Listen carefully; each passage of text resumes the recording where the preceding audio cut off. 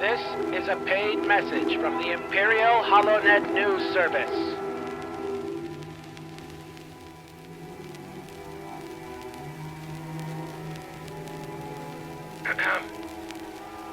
Hello, entire galaxy. I am Alex Faciane, one of the hosts of the Star Wars Old Canon Book Club podcast on Earth. I just wanted to apologize for briefly hiring notorious conman and thief Large Bumbo into our organization. In my defense, he was posing as an accredited intergalactic lawyer at the time, and all decisions were made in good faith. But I didn't speak Bumbies myself, and I should have done a better background check as part of the hiring process, and that's on me. As an apology, Part 2 of the Star Wars New Canon Book Club archives have now been released, even for free, non-paying members at patreon.com/SWOCBC. Again, that's patreon.com/SWOCBC. Please stop mailing me thermal detonators. Just go listen to episodes of our old show about the Disney Star Wars universe at patreon.com/SWOCBC. Thank you for your time. May the Force be with you, or bright suns, or whatever is most appropriate to say on this big of a stage. Thank you. Please enjoy the show.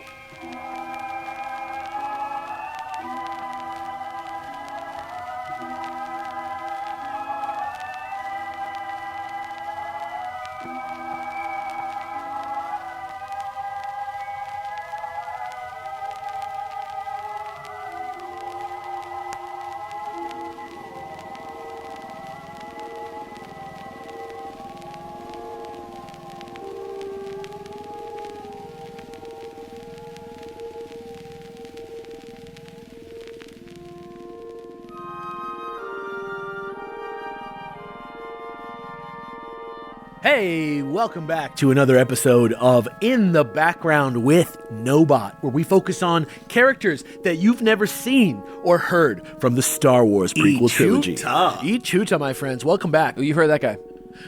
You just quoted him.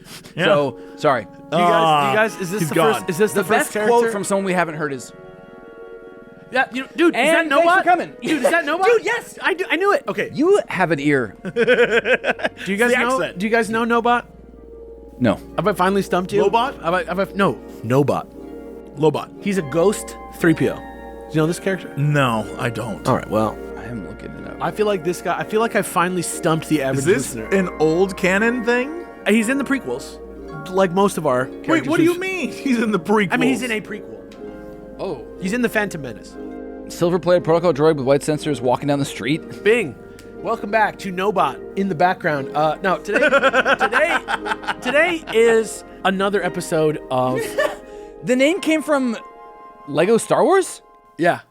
Okay. Oh, wait, hold on. Never mind. They're saying But the character existed. The ghost protocol droid has He's existed. not a since, ghost. He's just No, but that's not what they painted. called. No, but that's what they called him when I was Okay, I was a alright. kid. He's been there. Trust me. Trust me. Yeah. They're saying his name was first used in the current canon in 2022 with Lego Star Wars Skywalker Saga, but Yes, correct. he's been around for... I couldn't call it, the ghost protocol droid from Phantom Menace. Dude, Ghost Protocol droid is a tight...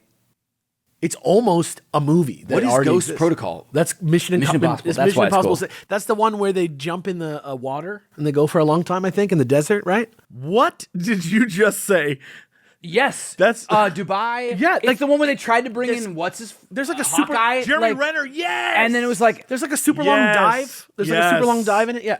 That's It's like Ghost Protocol. he had to like hold his breath for some huge amount of time, and then I guess Avatar 2, the entire cast like beat it. Yeah.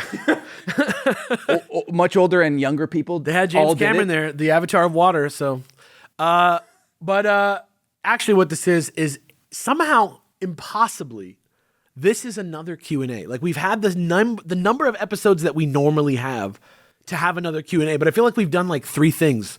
But it's just because There were 3 of the worst things. Nah, they're not even that bad. It's just 3 not, truly awful things. It's just not adult entertainment, and it was. And I'll admit, there was too much droids, and the first Ewoks one was a little rough. Well, we're also only at the time of recording, but not the time of publishing, halfway through the droids. No, it's out. Well, I haven't had enough time to post a discussion post. We won't be discussing. We won't be going over their discussion. We talked enough about half of the droids. We'll get there. Yeah, it's no big deal. I never want to talk about that half of droids ever again. I'm just saying we're not going to be reading their discussion posts and on that. And we talked about everything there is to talk about with droids very recently, so it's okay that we wait till the next Q&A, which is coming very soon. Don't worry. Like, we got everything's on the docket now. Like, it's the art is coming in for season 2. Heir to the Empire is literally you keep saying this, but I feel like no, but it's really happening now. Like, if we're you're like weirdly this year, we usually just like a little behind the scenes magic. Fridays we just get together and hang and like do Star Wars or whatever we need to and do. Now it's like kind of scheduled. We're kind of kicking ass. We're kind of kicking ass. I'll tell you this. That was a genuine like we're kind of kicking ass. I'll tell you this. Resident Evil will have probably already aired or started airing by the time this comes out, but like, woo! I'm hyped for that. It's happening, man. Like Leon Sex Kennedy. I think if you read at the speed of Davis, my favorite of the Kennedys, if I'm good, Really? by a lot. Really? Honestly, as time goes on, I'm more like, hey, Leon. Leon's probably let's get out of here. Leon's probably fucked up too. You know, Leon's like, hey Davis, want to come over and work out in jeans, shirtless with me? Look at my really lifelike Siri. he's like, hey, hey, I gotta go. Actually, hey I gotta Davis, get out of here. you want to come hang out? I promise we'll only play Resident Evil 6 for a little while.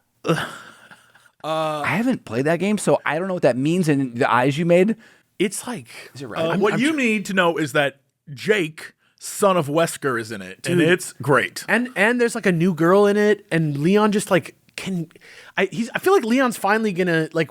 This is the first time we've seen him since Resident Evil 6 is in Resident Evil 9. Thank God. Okay, we got to go back to Star Wars. Why? We're about to go.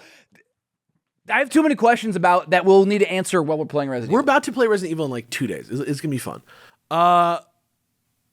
Yeah, so we're in the final, like, there's like a little bit of reading left. Like, the next thing that we're doing after this is a comic for 2 episodes, and then that is it. Like, the Protoverse reading. No, we still have the Ewok reading show. No, Oh, the okay. reading will be done, and then it's just we have to watch twice as much Video games? twice as much. No, the video games are next season. Twice as much Ewoks as there was droids. It's gonna be. The silence that fell over this room. It's after gonna you be said tough. that. Like we Yeah. will get through it. It's gonna be heavy duty. It's But just the fact that immediately afterwards is like the best thing is gonna do a lot. I have to like ritualize. And it's possible that we'll love the Ewok show, right? No. Oh. Well, and you know what? Actually, I forgot. No, I actually it's forgot not because possible. after the show is done, there is then one more comic that is both Ewoks and droids, which and I it's a forgot lot, to- right? It's no, it's about as long as another one of those. For me, do you understand how? Yes, but they're kid comics, so it's a little bit different. Okay, I think it'll be. I'm gonna let you know if it's truly awful. Like, and I mean this. If it's truly awful, those comics. Yeah. I'm gonna just come in here and be like, I got through 3 of them. Stop. It'll be quick, guys. It'll I'm be not. quick. It'll be quick. I will read them And I'll all tell you this. because I have to. It's a challenge to The art- myself. the art is but I won't be beautiful. happy about The it. art, I'll tell you this. I have the omnibus in physically because it was like very cheap for some reason. I can't That's imagine. crazy. Can't imagine why. But I bought Well, the it's hardcover. so good that they were like, let's make it more Give it to the accessible. people. People Yeah. need this. No, I opened give it to you, and I was the people. shocked how good the art was. Like, it's actually All amazing. right. It's actually gorgeous. So at the very least, you can count on that. But that's not what we're here to talk about Is today. it, by the way, question: would it be on Marvel Unlimited? I think so. All right, I'll give it. At a certain point, I have to get rid of Marvel Unlimited because we go to Dark Horse, and I don't think they're going to be it's on all there. there. It's all Didn't there. they They're get there? them? I thought they like. So got okay, it all. So here's what happened. Okay. So we're actually, I don't know that there's much left actually, because do you know what an Epic Collection is? That's basically what we've been reading. Yeah. These original Marvel years ones. These chonkers. There's like a different, like the original Marvel years is one vertical of the Star Wars Epic Collections. There's also the Rebellion, the Empire, the Old Republic, Legacy. There's all these different ones, and they're not in chronological release order for the comics, but they're like in chronological release order for like what happens in them. But they're all the comics that are set at that time period. Like I think it's the New Republic volume like 4 is Dark Empire. Even though it's like one of the first things that came out. What a bizarre way of. But I guess it makes sense. It makes sense, like when you're Marvel and you're trying to put it all in order, and it's. But it makes it incredibly hard to actually look through it in chronological release order. Legends already exists. Yeah. So it's like they're just taking it and putting it in order. But yeah, like it's interesting, but actually, it's a very cost-effective way of doing it if you don't already own a bunch of 30-year-old trades. Sure. You know. But actually, for the new 52 and you, because they're like $100 bajillion. We did it this way for the new 52 and you, where we were doing about like not the release order, but the chronology, and that was hard. It is weird because some of the stuff they like thought of to me clearly later. Oh, that's 100% true. And it's like, all right, but yeah, for me, it was the same thing. For me, it was the same thing when I was putting together New 52 and you. Is that New 52 has an end, like a literal end to the time of its. As does this. Yeah, well, it does and it doesn't. 2015 or whatever? It does and it doesn't. Like, there's no, like, wrap-up, really. There kind of is. Oh, there's not, like, a crisis. Like, New 52 ends. In that way. Like, literally, New 52 literally ends and you turns can hear our into. crisis. Yeah. Like, or mine, at least. Like, you saw The Flash, right? The movie? Yeah. Yeah, so, like. We watched it at your house. Yeah, no, I know. With the babies in the microwave? Just for the listener. Like, the movie literally changes reality to the new reality. Yeah. Which is what they do in New 52, but not in this. In this, it's just kind of, there's something that's published, and then it all doesn't count anymore. So it's, they do wrap it up in a sort of editorial way, like the thing that is the last thing feels final, but it's not, it's very, set very early in the history of Star Wars, actually. I don't know. It's like going chronologically in the lore is always weird to me because I think of like wanting to have context for how it came out or like, but I guess, I don't know, a lot of people, It depends on... It's just weird because like, yeah, there's things that like don't make sense or like, imagine if you watch Star Wars through and you're like doing all of Clone Wars before you get to the original trilogy, like, I agree. Do you put the blame on the later stuff for not Matt? Like, it's just like, it's wild. So for me, right, because I made both of these shows, right? Like, I decided, let's do this one in order, chronologically, of release. And New 52, I decided, let's do it in order. Emperor.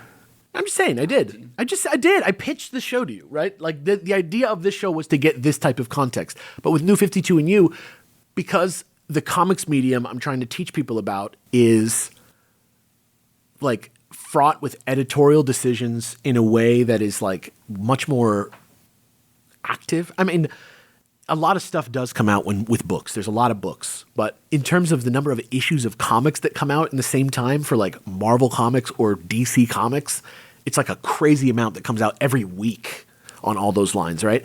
And it's like New 52 is about showing people how chronologically you can get these wacky stories by seeing, canon through the eyes of business rather than storytelling.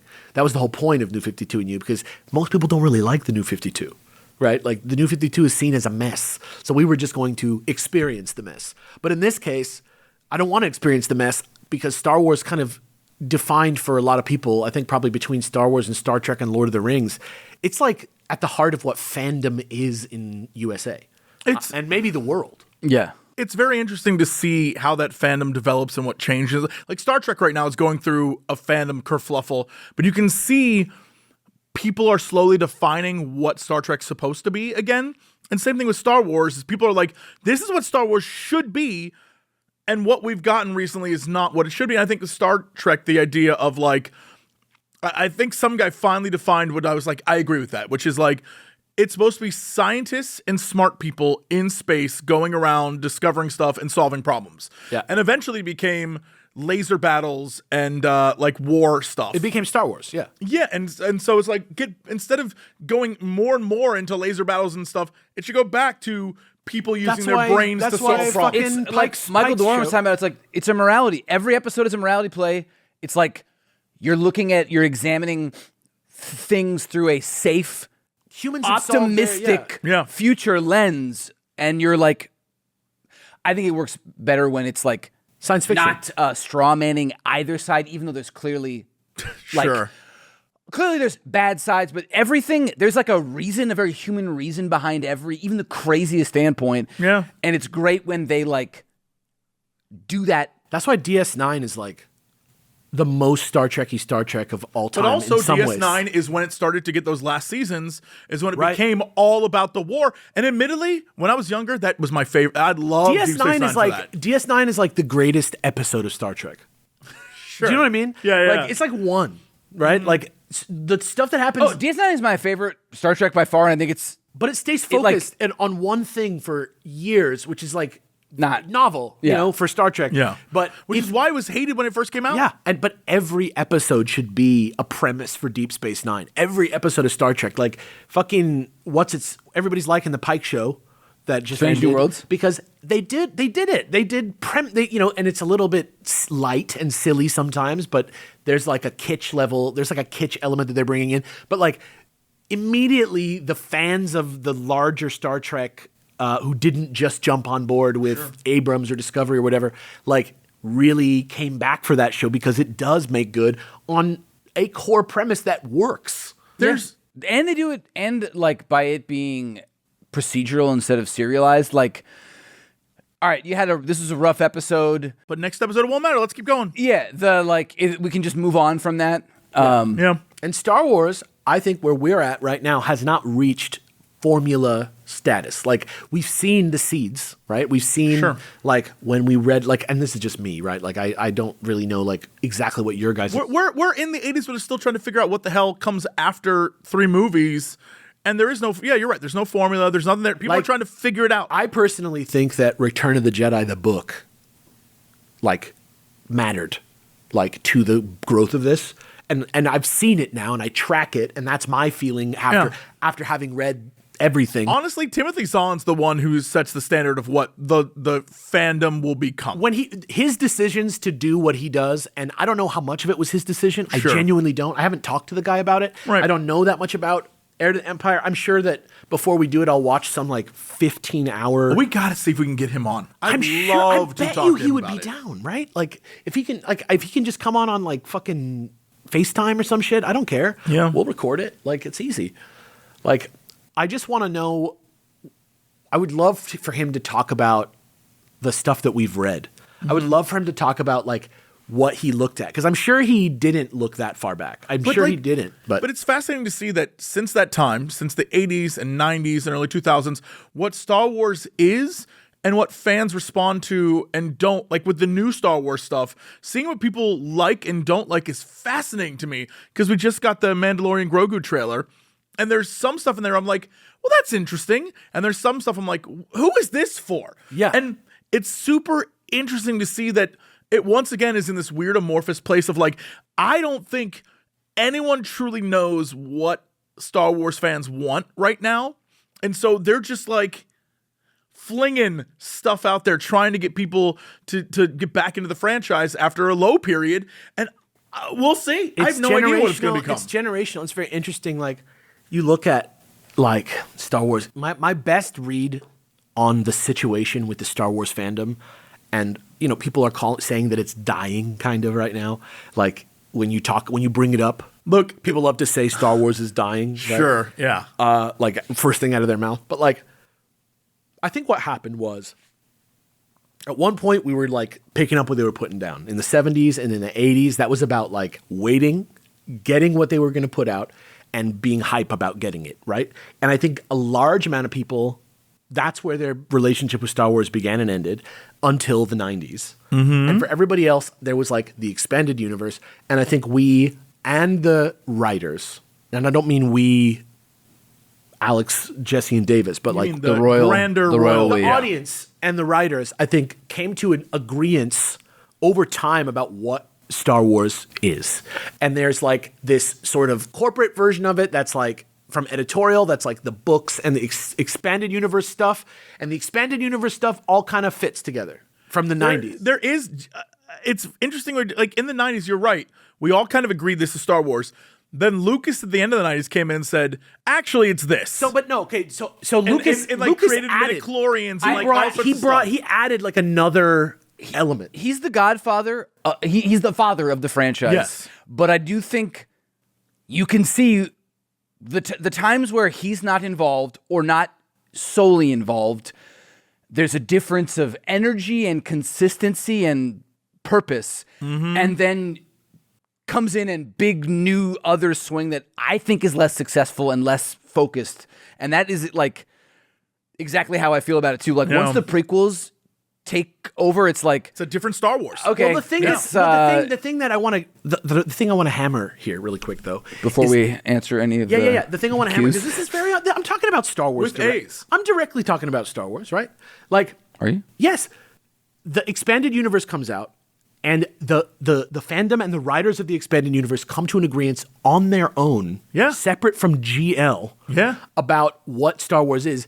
GL's Star Wars from the beginning has been pulpy, light. Oh, you're right. The fandom moved away from what George Lucas was trying to do, and so he came back and changed it. He came back and just yes-anded his original idea, right? He came in and he said, if the original Star Wars was, like Flash Gordon, the prequel set 20 years earlier should be like serials from 20 years before Flash Gordon. If George Lucas, I think, existed in a world of I'm only considering the 3 Star Wars movies. Yeah. And the fandom had moved on to we have hundreds of hours of amazing stories that are not yours, but they are, and they exist in that world. So going back and getting a different vibe changed it in a way nuance, that from the early 2000s on, Star Wars changed again. The mature nuance, the adult storytelling, the sex and romance, all these things that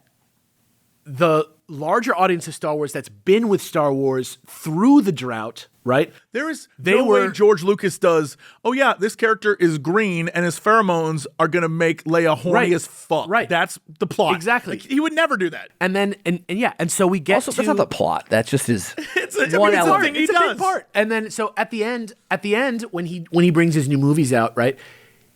I think, in general, the mechanisms that Lucasfilms did a good job of like merging the expanded universe and the prequel universe for everybody. I think that they survived this, but it also created a new type of Star Wars fan in the 90s, in the year 2000, basically, that the prequel version of Star Wars is their Star Wars. Look, and it's just another iteration of George's Star Wars. Right. And then now where we're at now is we're post that, and it died. It fizzled out because there was no more movies, and then he sold it, and now Andor is like the continuing line of the 90s. The 90s Star Wars, and people who grew up and added their own like mature nuance to these characters and to these worlds and these places. But Filoni worked with George directly through that whole time. Well, Filoni is the like Clone Wars, Rebels, that kind of timeline. That's all pulp. That's all George. Like George executive produced the first 2 seasons of the Clone Wars, and it came out exactly the same. I genuinely believe that what we're going to see is the next 2 movies are going to be Grogu Mandalorian, which is the Filoni-verse, and then the X-Wing movie or whatever that is, the Starfighter, which is going to be a whole other like. I think it's not going to be the same. But whose movie is that? Well, now everything's Filoni's. Partly Tom Cruise. Yeah, but that was Kennedy, right? Yes. I think Kathleen Kennedy was the very person that the people who were the most angry about how Star Wars has changed should have liked the most. Because I think that Kathleen Kennedy was the person who had the idea in her mind that there were adults. I don't want to go this far. No, I'm serious. And I'm not saying about quality or success. It's not about that. I'm talking about in terms of people in the room talking about Star Wars who have money that they're going to spend to do Star Wars shit. I think Kathleen Kennedy was the person who was trying to make Star Wars for grown-ups and for people with nuance and depth. And I think that Filoni was the person who was trying to do more simple, low concept ideas that were, I don't have any, like Mandalorian, like the pure idea of Mandalorian, those first couple seasons. That first season is great. It's great. That's the George Lucas idea of Star Wars firing on all cylinders. I think the point I want to very specifically make when it comes to fandoms and everything is, no matter what you feel in this very moment, be it for Star Trek, Star Wars, whatever your fandom, Game of Thrones, it's only as good as your next story. And Game of Thrones is a perfect example where, like, after season 8 of that show, I was like, F this franchise, I'm so tired. House of the Dragon season 1 comes out, I'm like, yo, okay, are we back? Season 2 comes out, I'm like, no, this is trash. They fool me again. And then Night of the Seven Kingdoms comes out, I'm like, yo, we're back, baby. It really is only as good as your next one. And if you do a good story, I will be there to show up for your movie. I will be there to champion it. But I think it comes down to telling a good story, making quality rather than like corporate mandates and all the kind of things you have to hit. You know? I agree, but I do think that in a separate way than that. Like Mandalorian season 1, great. I think Dave. That was after they upset me with how bad I thought the movies were. But I think Dave Filoni. I think what we're gonna see in the next 5 years of Star Wars is a complete abandonment of edge. I think Star Wars is going to be colorful. I think Star Wars is going to be fun and bright and silly. And I think we will see. It's all based off of Mandalorian and Grogu. I like that movie does not do well. Aside We will from not. Andor, that's been the hallmark of. There's not really been much edge. But we're pretending like there's edge. Like Mandalorian was like good because cut a man in half with a door. In my opinion, the early part of Mandalorian was good because it had less like mainstream influence from the larger Star Wars interest. Sure.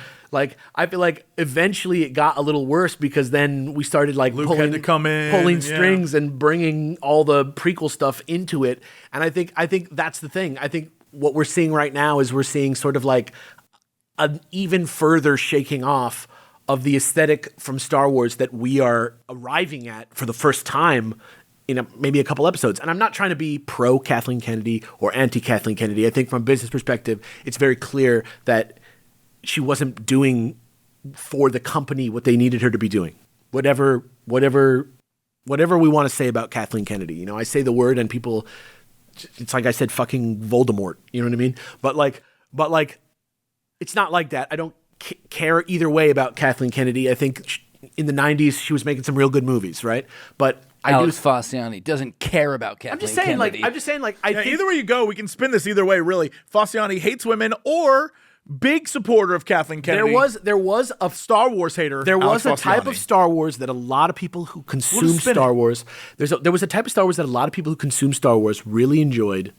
That seems to have been abandoned, and like not even The Last Jedi, which I really enjoyed, do I think hit this feeling. Like I think Andor kind of gets there, but even Andor is like almost like works because it lets go of being Star Wars at some points. I think like since the Disney, I don't think we've really seen anything from the new Star Wars that I feel like could have been in the old Star Wars. I think the real thing is defining what old Star Wars, like maybe the Aftermath trilogy, maybe. But I'm saying like there's a moment where you have to say to yourself, what was the old Star Wars? Just aesthetically. But I'm saying like for many people, old Star Wars is episodes 4, 5, and 6, and for many people, it's episode 1, 2, and 3. That's exactly what I'm saying. It determines how you view stuff, and that's like that's what Also, happens with from time. where we are in this show, in the old stuff, it's already 9 different things. Yeah. There's already like most popular comic book run of its time. Has the name of the characters and those things, but is a completely different tonal situation. Yeah. And then we're getting into Babyland that we're currently in. My only point is that at any given point in time, I don't think Star Wars is dying so much as you're becoming acutely aware listener when you feel this way. You're becoming acutely aware of the fact that you're losing the demo. Like your thing doesn't matter to the thing anymore.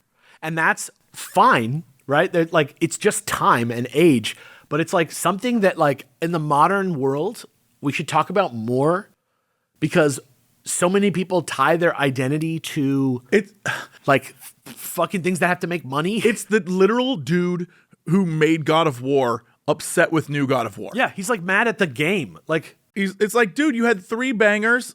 It's and fine. didn't he get? Like, And he's probably getting money, right? who knows, man? Yeah. But it's one of those things where it's like, it's that kind of thing. Stuff moves on, things change, and you can choose to sit there and like it or not. And interact. You don't have to interact with it, man. It's clear to me that a lot of people who make I Star do Wars, think we should answer some questions on this Q&A at some point. But we're I gonna will get, we're say, gonna get there. if I had to like oversimplify it, it's aesthetics Sure. that you agree with. When the original trilogy came out, it hit, there was like a vibe that everyone's like, they might have a different favorite part, but in general, they're like, this sandbox is rad to mentally play in.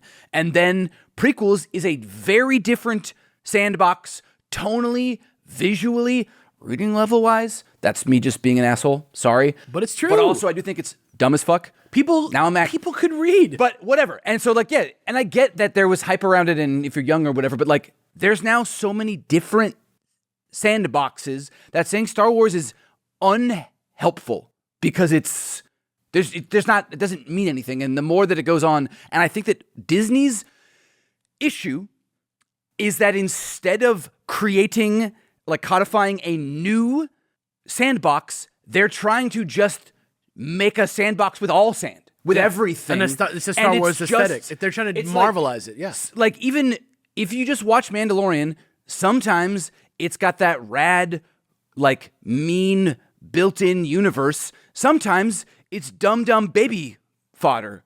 Sometimes it's prequel heavy. Sometimes it teases sequels. Like, it's all over the place. Sometimes it's Jack Black and Lizzo running a planet. Yeah, like, I still haven't seen that. I don't really know what that is, but I'm so excited to find out. I think that, like, with the originals, it was timeless and it was approachable because of it being the hero's journey that, like, everybody could get on board. But now, I don't. It's in my more. head, It was I just don't more of think an he made- idea. It was just more of a Well, creative. he literally was like, I'm making a pastiche based, and I'm It's a using creative- the hero's journey yeah. exactly to make it. This is the It blueprint of wasn't it. like this is $1 billion empire. But it's the idea of, like, the story itself is so timeless and so approachable to everybody. And now it's like, I feel like instead of making it that way, they're like, what elements can we put in this Yes. that appeal? Let's get the Lizzo crowd. They're by designing literally putting fucking Lizzo in the They're show. designing like, it's it weird. like Oreo flavors or sugar-free soda flavors. That is such a great way to describe it, is the Oreo flavors. Like, Yeah. we have Oreos for all sorts of people yeah, now. fucking Kool-Aid Oreos, dude. Like we got fucking Halloween mystery Oreos, like Yeah. whatever. People need that. People want to have like Oreos as part of their goth aesthetic. We need to make goth Oreos. But that's what happens when you have a big giant thing. When Star Wars has 2 things, there's a lot more of a clear idea of what it is. And when there's even where we're at right now in the protoverse is pretty unanimous in its aesthetic for the most part, even within its changing aesthetics. We kind of like, I think that we each- kinda know that each it's a lot medium more hokier. has its own aesthetic. Yeah, but we the can- movies to the books to the comics are not the same. we can see, Not even remotely. but They're we all can over the see place. if we put a line in between the various ages of Star Wars, we can talk now about the one that we just lived through in our show. We can talk aesthetically about it as a whole, right? I don't think that we'll be able to do that as easily once we get to the year 2000 and we're going The distant from, future? Yeah, like I just mean like from 1976 to the year 2000, that's almost 5 times as much stuff as it is in this. Like we're going through, in the amount of time that it took between 1976 and whatever it is now, 1991, that makes Heir to the Empire, right? That's like 15 years or something like that, 16 years. Like, to do that again is going to be 3 more seasons of our show. yeah. That's The 90s was a lot of Star Wars. But it all went, like, it was so much content, but it all was aligned and fit, and it felt like it made sense. it's like studying the old kingdom versus the new kingdom. yeah. It's yeah. I think the difference is that, like, by the 90s, there's a series Bible now. Like, there's like We're all okay. We'll see. We'll see. Like, I have never done this before. I didn't think that the Protoverse was as hokey as it was. I had no idea what the aesthetic of the Star Wars comic was going to be. I guess we'll see. But the fact that there are books that are all sort of like, you can follow along, it's just considered in a different way. Whereas for all this shit, we're like, well, Lucas is like, we got the offer to do a TV special. Let's do this. Like, it feels very like, we're just making it up as we go, throwing things together. I will say that there is a moment in the sort of post-Zahn verse where, the stringency increases a couple times noticeably. Like, I'm interested to see how long into the Zahn verse it takes before we do feel this way about it, where we do feel like there's a series Bible. Because in the trilogy of books, of course, we're going to feel that way because they're written by one guy and they're one story. But the moment that we go lateral from the Heir to the Empire trilogy, I bet you it's going to be. I bet you we're going to feel like we're in 1975 again. I'm just interested. I'm just interested to see. We're going to get there. Yeah, I'm just interested to see. Davis, what do we have? A lot of questions from people and some discussion posts. We'll start with the fun, lighter one after. Okay, hold on. There it is. Hello, Star Wars Old Canon Book Club. I'm Ronan from the land of Breaking Bad. Does that just mean you're from New Mexico? Albuquerque, New Mexico? Is that? Oh. And I've been wondering for years, if you were a Force user, what type of saber and style would you use? Personally, a huge fan of Blaster plus Saber. Was so happy to see it in Jedi Survivor. Keep up the awesome work. And thank you for putting the old new canon episodes up. I'm 7 hours into the second block. May the Force serve you well. God bless. This is funny because I feel like we've talked about like aesthetical personal choices with sabers and things throughout. I've said that I've always been like, there's something just the single saber is a very like romantic idea to me. Like if you're a Jedi, ostensibly the saber should just be a tool. You shouldn't make it your whole personality. Yeah. I don't want a combat style really. But I'm a nerd and I get like served weapon videos on YouTube, like usually people from Scandinavia, like talking about like why fighting with two swords is dumb in real life. Right.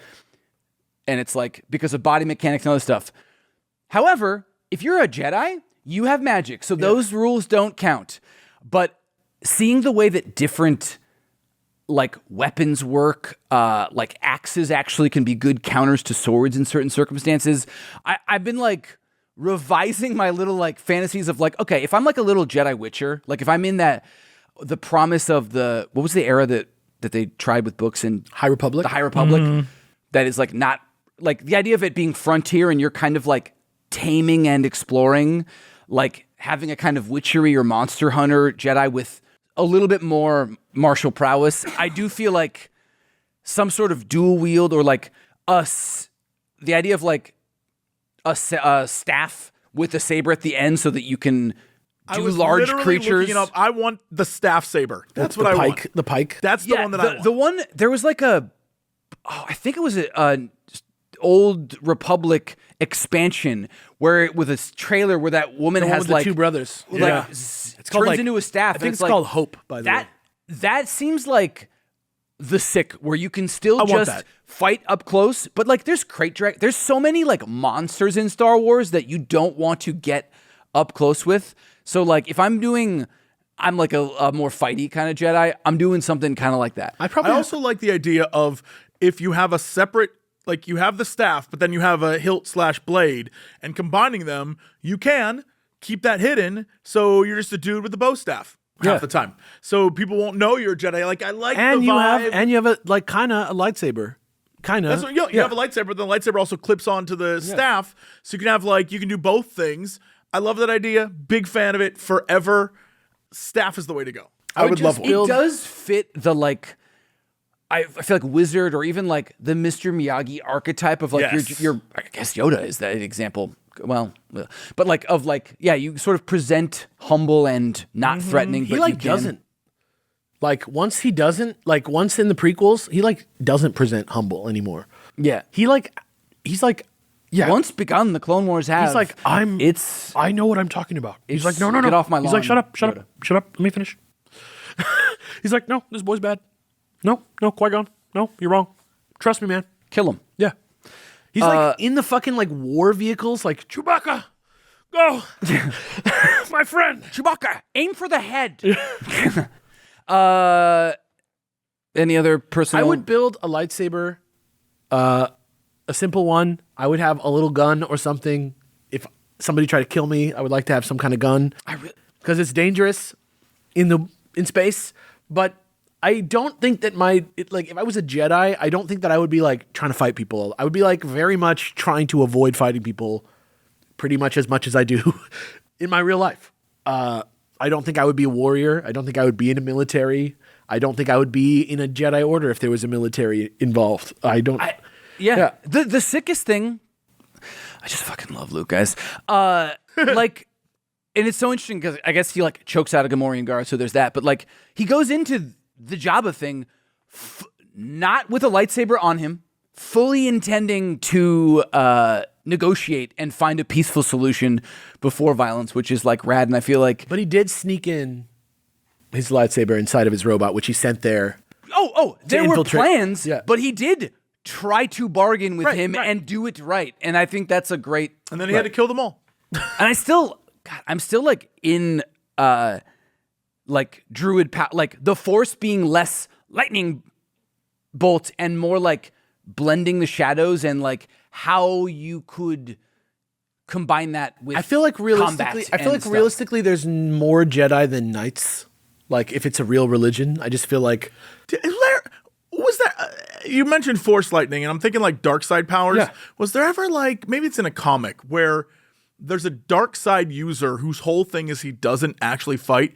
He just is so strong with the Force he makes people kill themselves. There's got to be something he's like a that. Force gaslighter. There's like he can make you kill yourself, and that's his whole thing. He doesn't even like. He's like, I don't even use weapons. Blah blah blah. Like I want to be that. I don't even want to use the weapon. I want to like destroy you with your own mind. There's a pretty edgelordy era towards the end. There has to be towards the end of our. But also, it just makes sense with like Palpatine until decades after the franchise was created was a wizard. He's like I don't have a fucking look at me.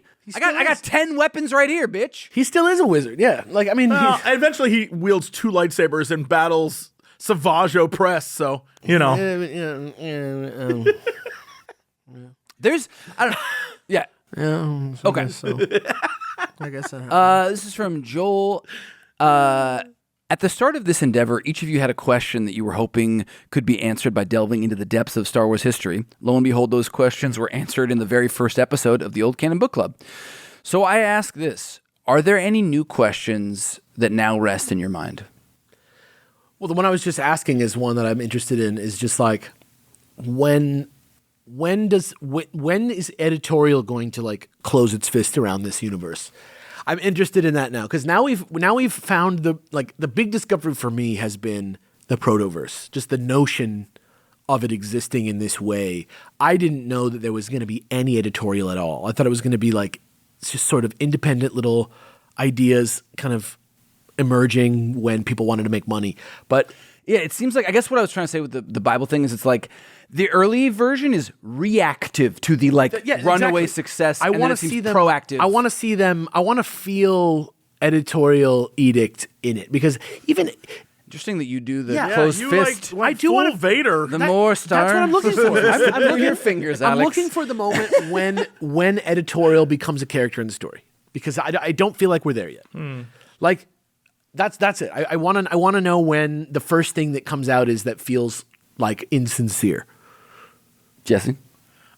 I want to see if, having gone through a lot of stuff that I thought I'd dislike and having been like, oh, that was fun, how I'll feel when we eventually get to the Vong stuff or like the latter part of the 90s content, which I fell off on hard because I was like, the moment a moon falls on a character, from that point on, I was kind of like, yeah, I'm out. And I wonder if I'll appreciate it more. I think it's like our age, because I was out right after. Mm-hmm. Like, you're just a little older than me.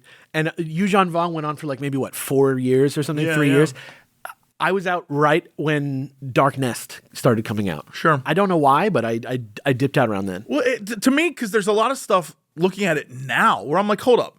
They were going like full Eldritch? What do you mean? And that's when That's the right before Disney era. That's what I'm saying. So weird. There's so much crazy shit happening. And they'd go ancient. Like they go way before what we know as and the Old Republic. that's what's got me all tripped up, because I remember at the time thinking like, this is stupid, it's not Star Wars. And now I'm like, hold on, what were they doing? So that might actually tickle my fancy when we get to there. I don't know. Yeah, I feel like it will definitely tickle mine. Mine is simply, will I be able to have any sense of objectivity the moment Luke just does a cool thing? Is the kid gonna just, am I like, is it gonna be terrible, but then he does something sick and I'm like, well, that was it. That's an 11 out of 5. Yes, you are going to do that. Yeah, you always do that. Yes. It's not going to change now. Yeah.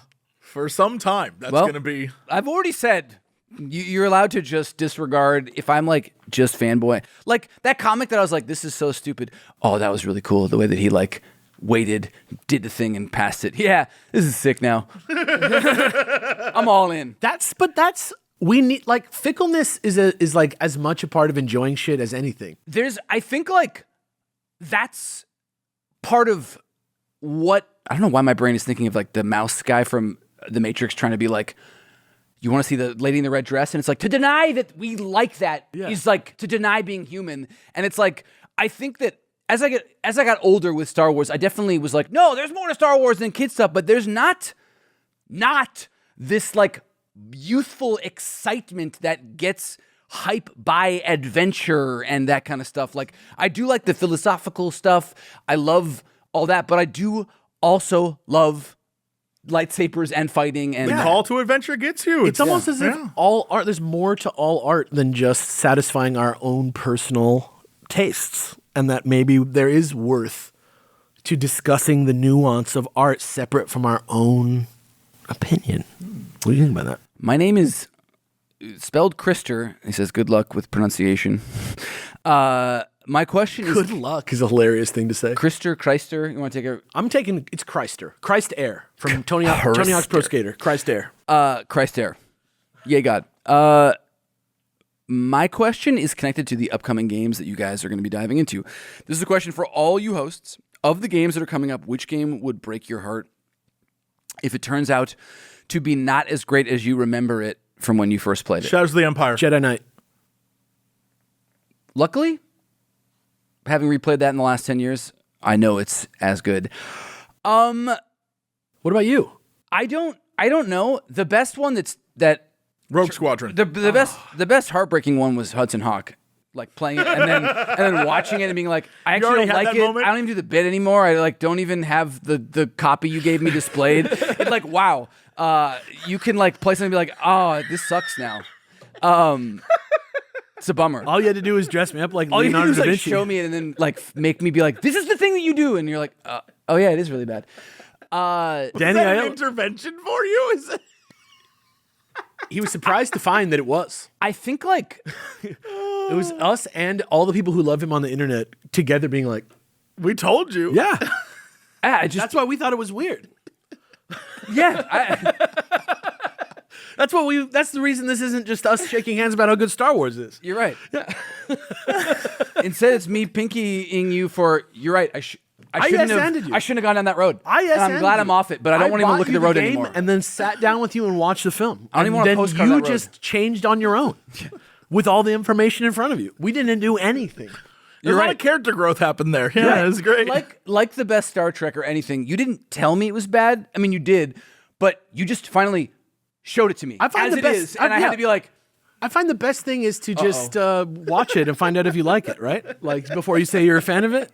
I would not like to swing on a star. Thank you anymore. Moonbeams of miniature. Danny Aiello, you guys. I think like the Old Republic or Knights of the Old Republic, like that's one that I haven't revisited in a while, but that's one was a huge game that like was another burst of like Star Wars like love and role playing and everything else. Like the second one even is very, very good. It's Obsidian. Yeah. So I don't know. I think it will be as good as I try to be fair because I play games of all eras all the time. But I hope it's like as compelling as I remember. Also, like, just to jump on what I was saying about editorial, I'm interested because I did not buy new books until the New Jedi Order because it made sense because it's literally all linear. Sure. But like, I would just go to the store and buy whatever ones were out. Like, I'd go to Crown Books or Borders or whatever, and I would go buy like, I'd see like, there's like 9 Star Wars books here, and I'd just buy like, I have the first one in this trilogy, I'll buy the second one. Mm-hmm.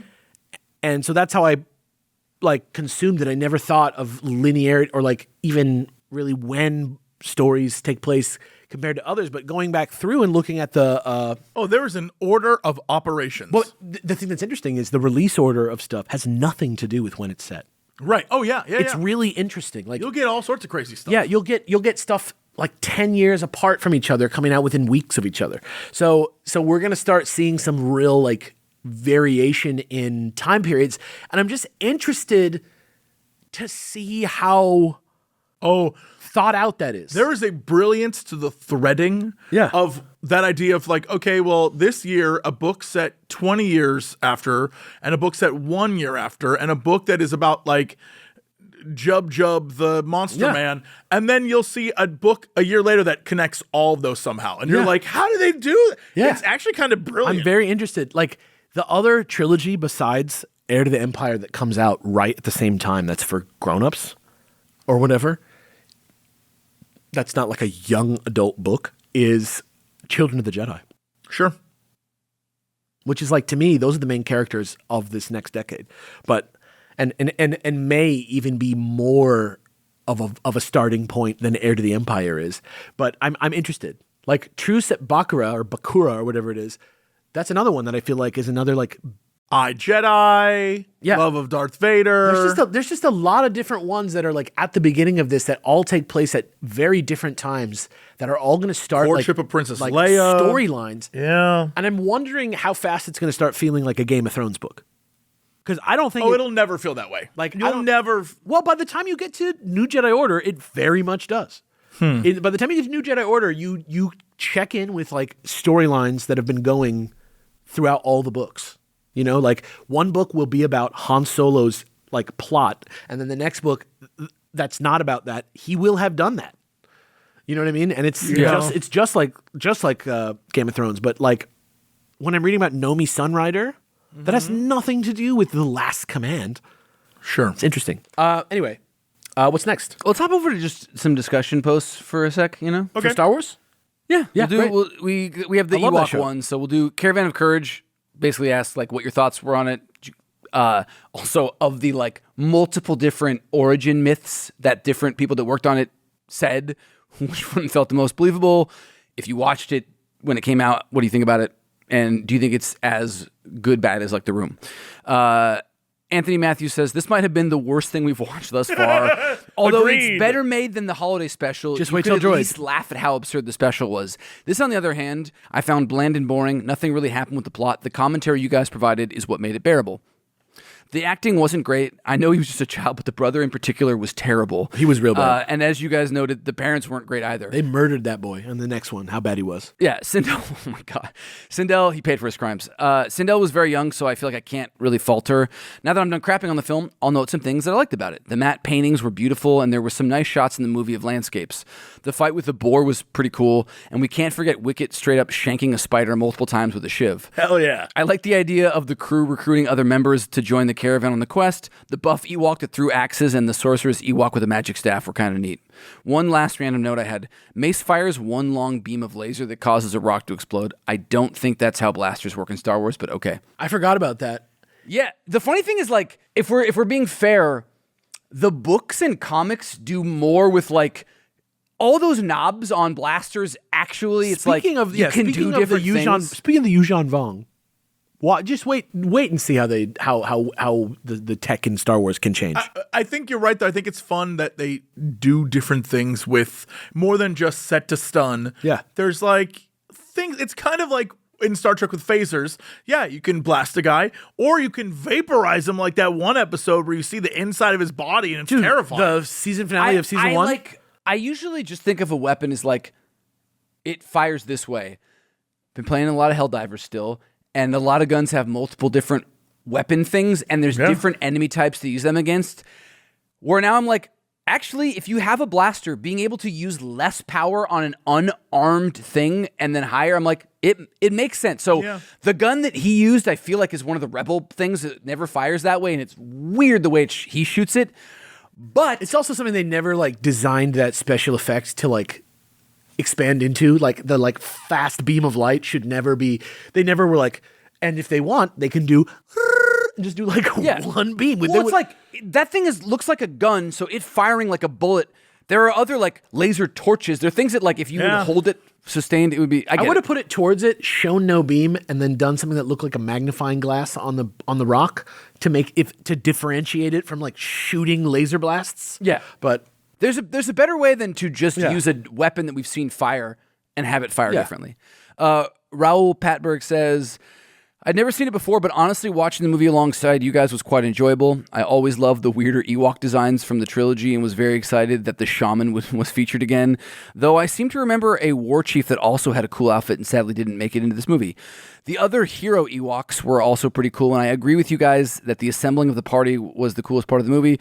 The different hazards and situations they encountered were lovingly designed, but felt a bit too magical and also weirdly linear. Fairy tale, yeah. Star Wars movies are usually better at making you feel like real events are happening and not just plot points on a page. Yes. I feel like this movie could have been better if it hadn't been done with small children in mind. In fact, now that I know this movie exists, I'm wondering whether this did more for the idea that Ewoks are childish than their main trilogy appearance. No, this was made for 6-year-olds. Yeah. But I mean, like, that idea is interesting because we only know the idea of Ewoks being for kids because we, as children at the time, this wasn't a thing this is like one of those things where you know a story from your childhood, but it's only because your parents told it to you. Right. Well, I mean, And I Denis wonder- Villeneuve, he also thought immediately it was like kind of boo-boo stuff. But he hated it after the first one. He was like, Star Wars. Didn't he? I thought he said Return of the Jedi. was- sucked. Oh, he said Return of the Jedi was his least favorite movie, but he was out like after the first movie. He was like, it changed. It probably is the amalgamation of like other stuff, but like we were talking about in one of these episodes, in that same movie, you have like a very edgier take on a fantasy trope, and then you have like talking, like he's literally talking down to them because they don't speak basic, but they also were like the whole energy is brought to a lower reading level for that scene. The only things to watch that were new Star Wars for like 10 years was literally just children's programming featuring Ewoks and droids. Yeah. That is why they think it's for kids. You know, the like obviously they're shaped like teddy bears and are cute, but they kill people in Return of the Jedi.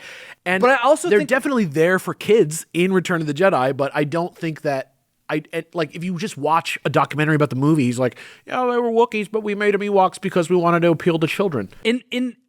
Like obviously this is just my own particular viewpoint, but like in my head, I have fantasized about being in every battle across the Star Wars films, except that I've never fantasized about being an Ewok fighting the Empire. Like I feel like it doesn't do the same thing that, and like I thought, dreamt of being like an Chewbacca, like a Wookiee or something, but it's like, I feel like definitely it gets reinforced by the things that follow it, but I'm like, I don't know, even in that movie, they just are like very young coded. 100%.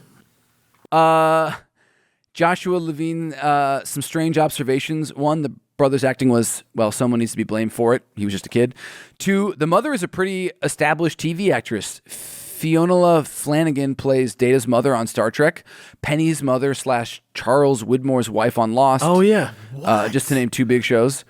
But wait, this is the first mother? Yes. Okay. But man, I couldn't even, well, the second mother was in a hunched over butt and then it exploded. There's no, but man, I couldn't even tell you what this movie was about because my brain went into survival mode and focused on anything other than this movie. I get it. Yeah. Joel Coxhead says, not an unenjoyable watch, although this could be attributed to you lads keeping things entertaining. I don't have much to add for this discussion post since our opinions are quite aligned this time. The use of real-world animals took me out of the viewing experience far more than even I expected. Seeing ponies and weasels in Star Wars just felt off. The stop-motion boar fight was a highlight, and the spiders were a letdown. All vary by the numbers opinions this time around. Thinking on the director's comments on building a Fable rather than a Star Wars movie, are there any Fable-like stories that you can think of that you found enjoyable? 28 Years Later comes to mind with its clear segments for each character the lead interacts with, each imparting some wisdom about the world for him, although public opinion on this movie seems a little divided, which I don't fully understand. Like I found the film to be a very enjoyable watch.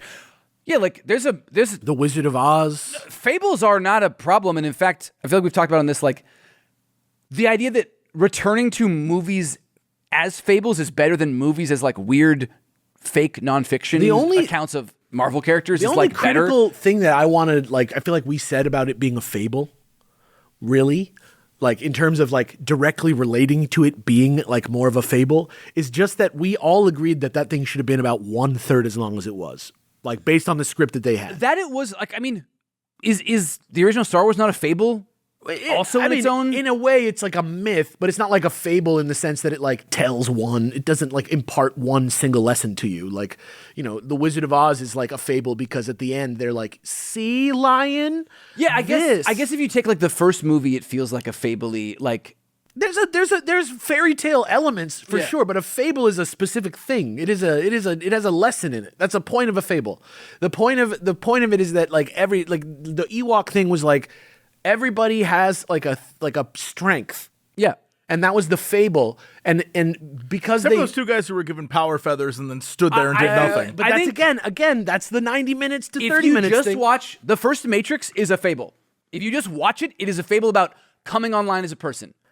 And everybody has the ability to be the one. When you make it a larger universe where there's and foremost, I wouldn't say that The Matrix is a fable, but you can read anything through any lens. I'm just saying there's not anything to this movie besides teaching you this. There's nothing. There's like 10 scenes in the movie that are just like not even a great fable. Like, if you really wanted to impart it, you didn't even like... It has some elements, but it is a very inelegant way to do it. A 90-minute fable just needs more words, and they all need to be on point. Yeah. Actually, fucking yes. That's a perfect fable. Yeah. Yeah. Like, you can do it for all ages. And it has stages that all exist to teach you another part of the lesson, and it all makes sense as you watch it. It unfolds before you. Yeah. I don't know. I don't think making a fable is, like, bad or good. I just think... The problem is we took a 30-minute TV script and tried to shoot a movie that we put in movie theaters in Europe. Yeah. That was doo-doo balls. It wasn't a good movie. Yeah. So.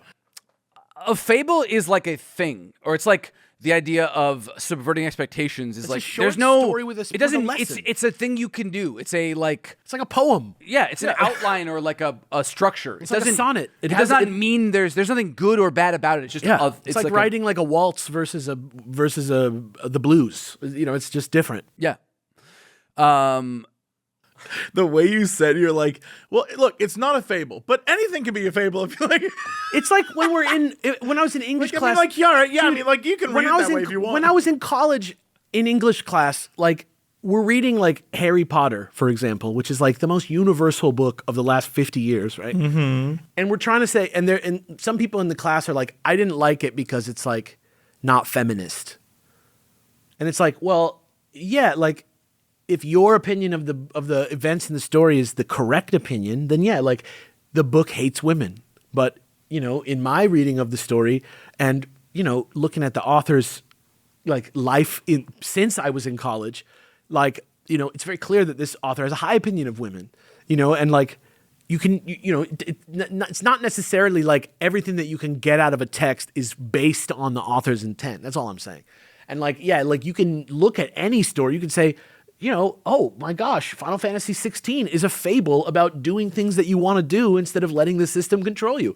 And in a way, it is that, but that's not what Final Fantasy is a 120-hour RPG.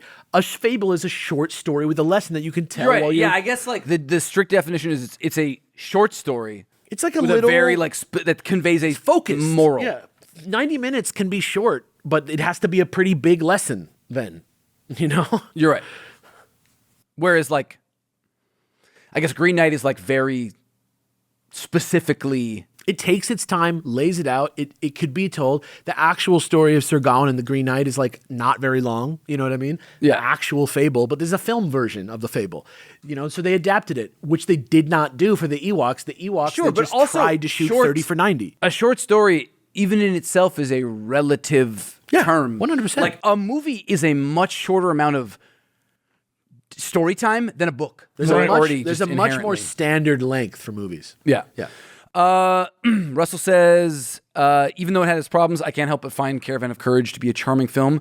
Agree. I am well over a decade too young to have seen it when it first came out, but growing up on 80s and 90s VHS tapes makes me have a soft spot for these kind of productions.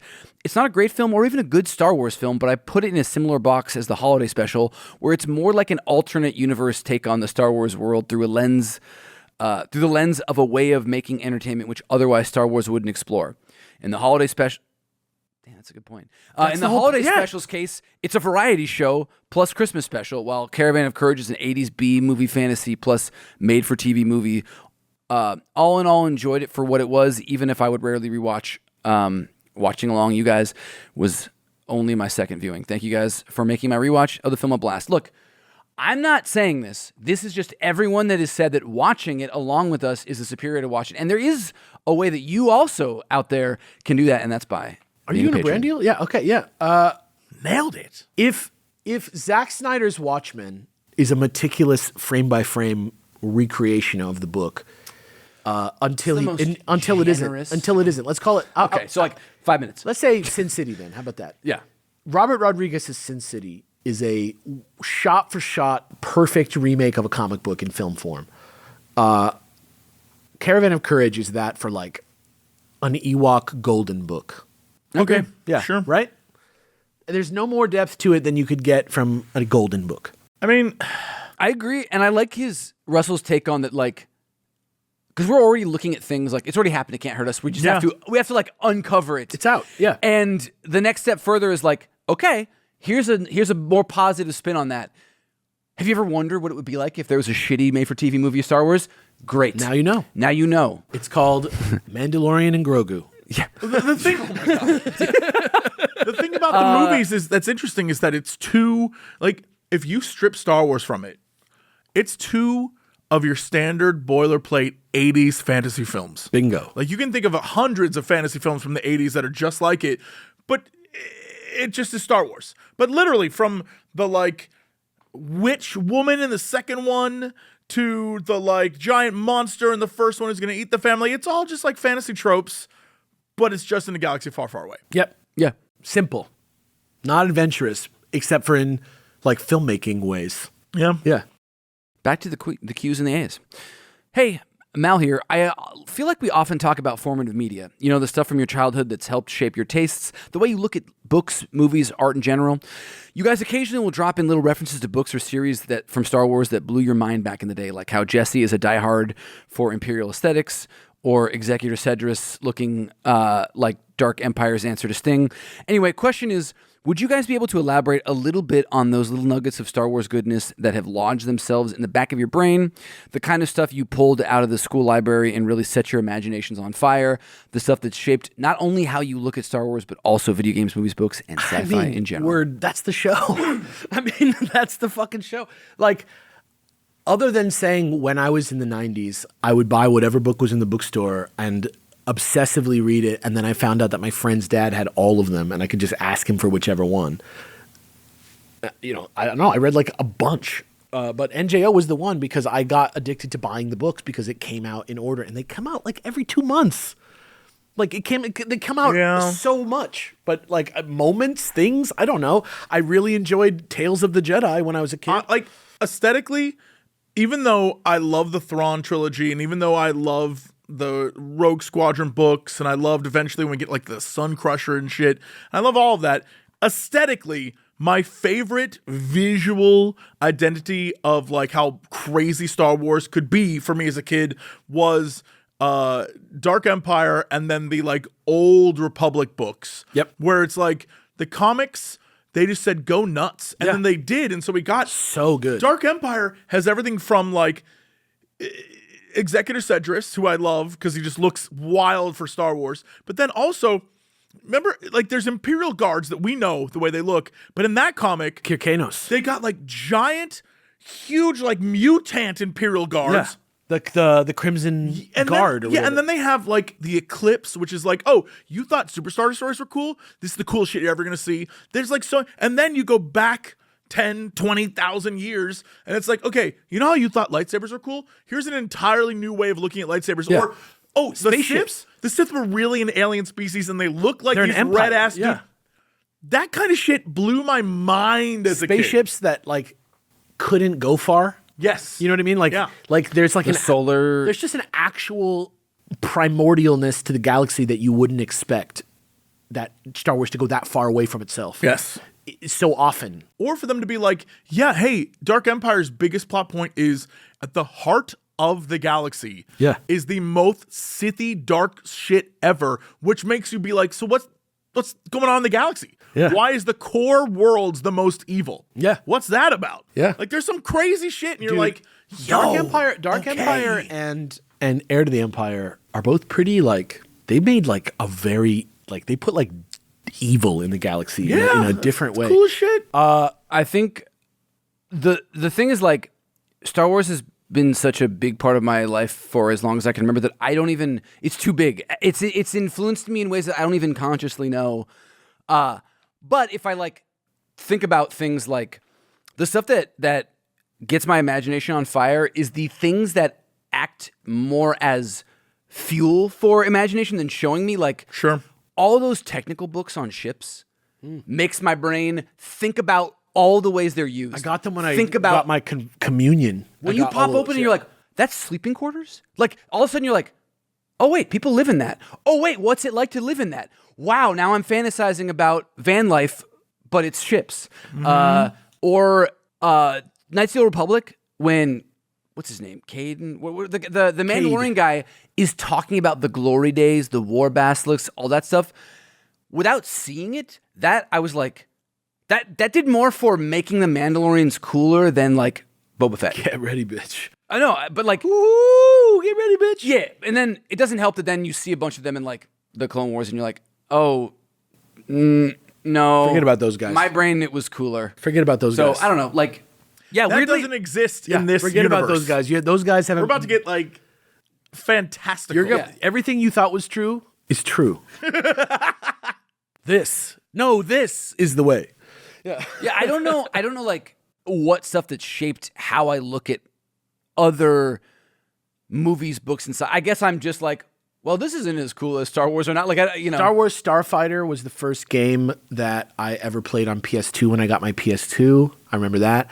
I remember my cousin got that weird like Japanese Star Wars game that came out for Game Boy that where like at the end Darth Vader in the first level turns into a scorpion. I remember you like go into the sand crawler and Darth Vader's in there and he turns into a scorpion. that's like a legit sorcerer, like Yeah. Sith sorcerer is like, Yeah. It's fucked up. I also remember playing. I remember when I used to go to this game store where they have this like kind of thing where they had like 20 TVs and you could pay like $1 for 30 minutes and you could play games that you didn't own. You know, you could like play consoles that you didn't have. Yeah. And you could like buy a memory card.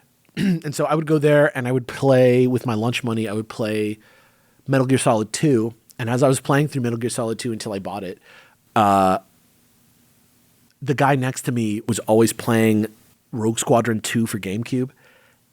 And to me, to this day, there is no better looking Star Wars game than Rogue Squadron 2. Rogue Squadron 2 for GameCube is like visually one of the most beautiful video games I've ever seen. if you play on like a CRT, It's where you amazing. get the like, it is. I feel like it's peak. You're like, this is the best. It's fucking ever good. looked. Yeah, it's It's fucking good, bro. It's like you're looking through the binoculars that they all have in the universe that already has scan lines on them already. Like, this is like the realist look of it. Whoever did that game, I don't know who it was. Maybe it was Level 5. I have no idea who it was. Factor 5, I mean. Not Level 5. Factor 5. I'm pretty sure. Isn't Factor 5 a, like, meal service? No, that's Factor.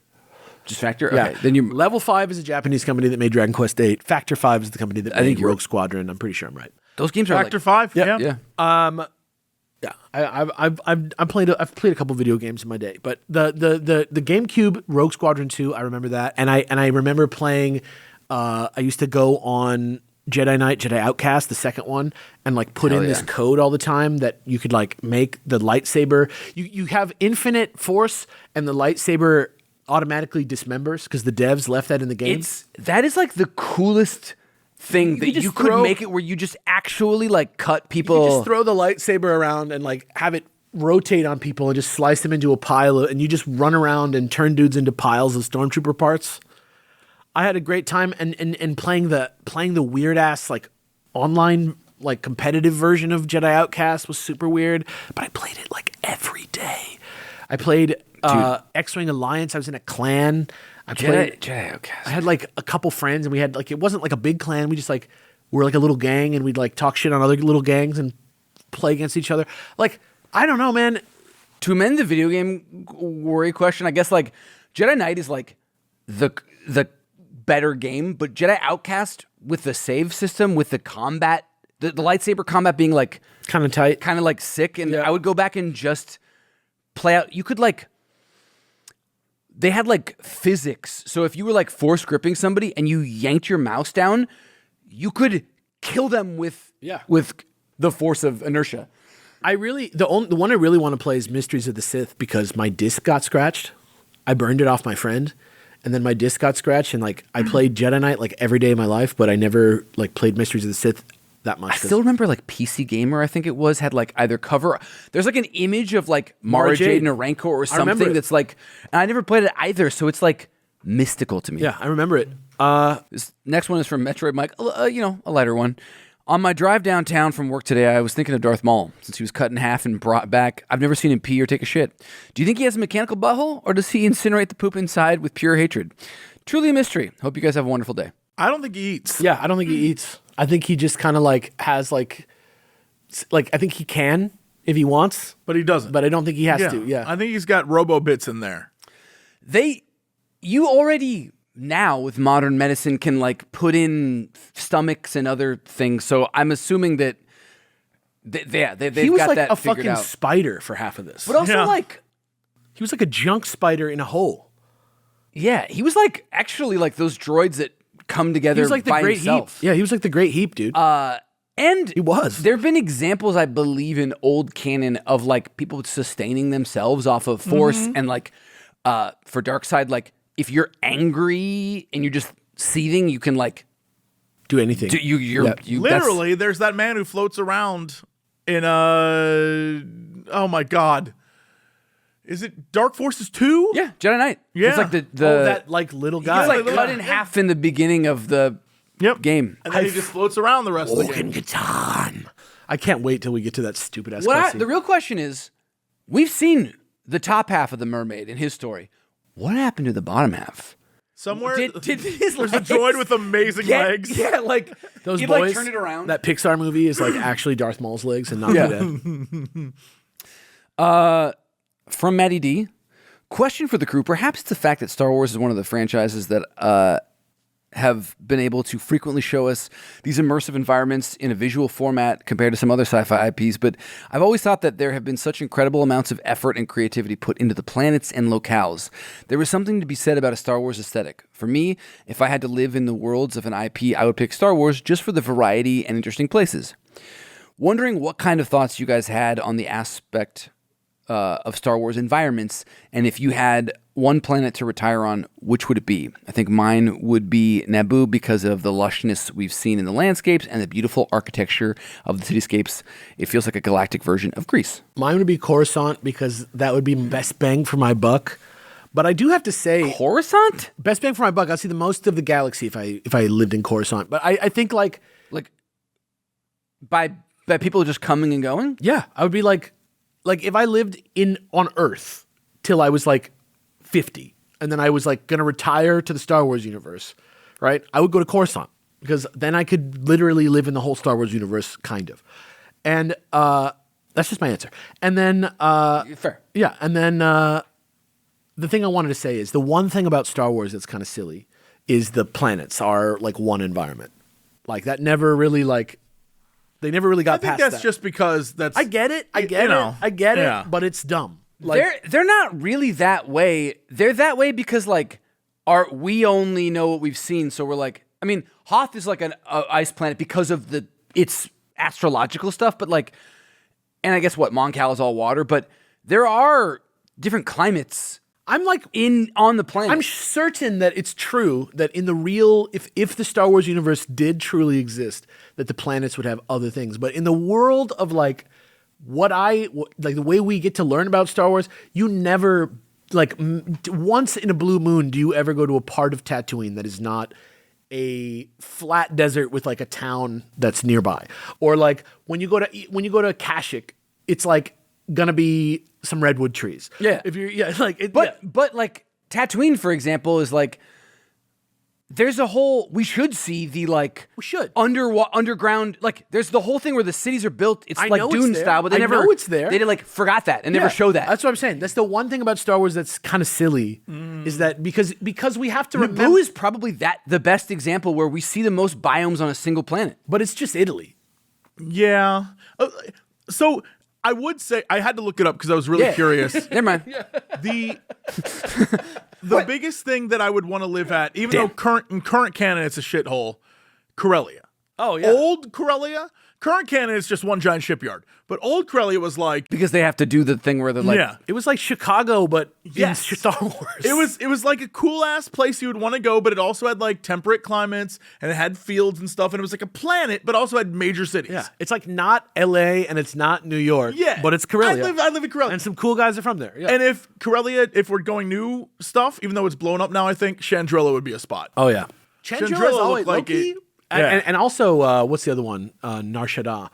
Nar Shaddaa was my old answer for like you get into like some cool Malastare, another one. Like Yeah. if you wanted to be like a D&D campaign person, that's the place to go get your quest from. It's literally Baldur's Gate. I but do an entire planet. In my old like homestead dream, like some of the Mandalorian places, like I feel like depict the idea of like frontier, Like a Mandalore. more simple, No, no, you mean no. the show, The The Mandalorian. show, yeah. Okay, yeah. Yeah, the Where idea he's like of, on a like- farm drinking spotchka. or Oh, I even love that, yeah. like even the Tatooine style, like the homes and stuff, fit like what I as a human now find interesting. Something that's built more in line with nature than How about Ossus? opposing of it. How about Ossus? I don't remember. I The don't know. Jedi homeworld. Ossus. Maybe, but Nice. It's nice. yeah, like a place where you can like use where nature is like abundant and you can live off the land, but then you also get the like a droid. You get like some of the tech. Yeah, You sure. want to there, be too. you want to be from where America Chavez's family is from in Steven Strange Multiverse of Madness. I don't remember. It's like it that waterfalls and it's like nature and But it's it's like, also a city. yeah, but it's like somehow it's a city, but somehow it's like a glen. That's how I always imagine Chandrilla being. Yeah, yeah. My favorite biome is like where the beach meets like the forest. Oh, you mean or Scarif?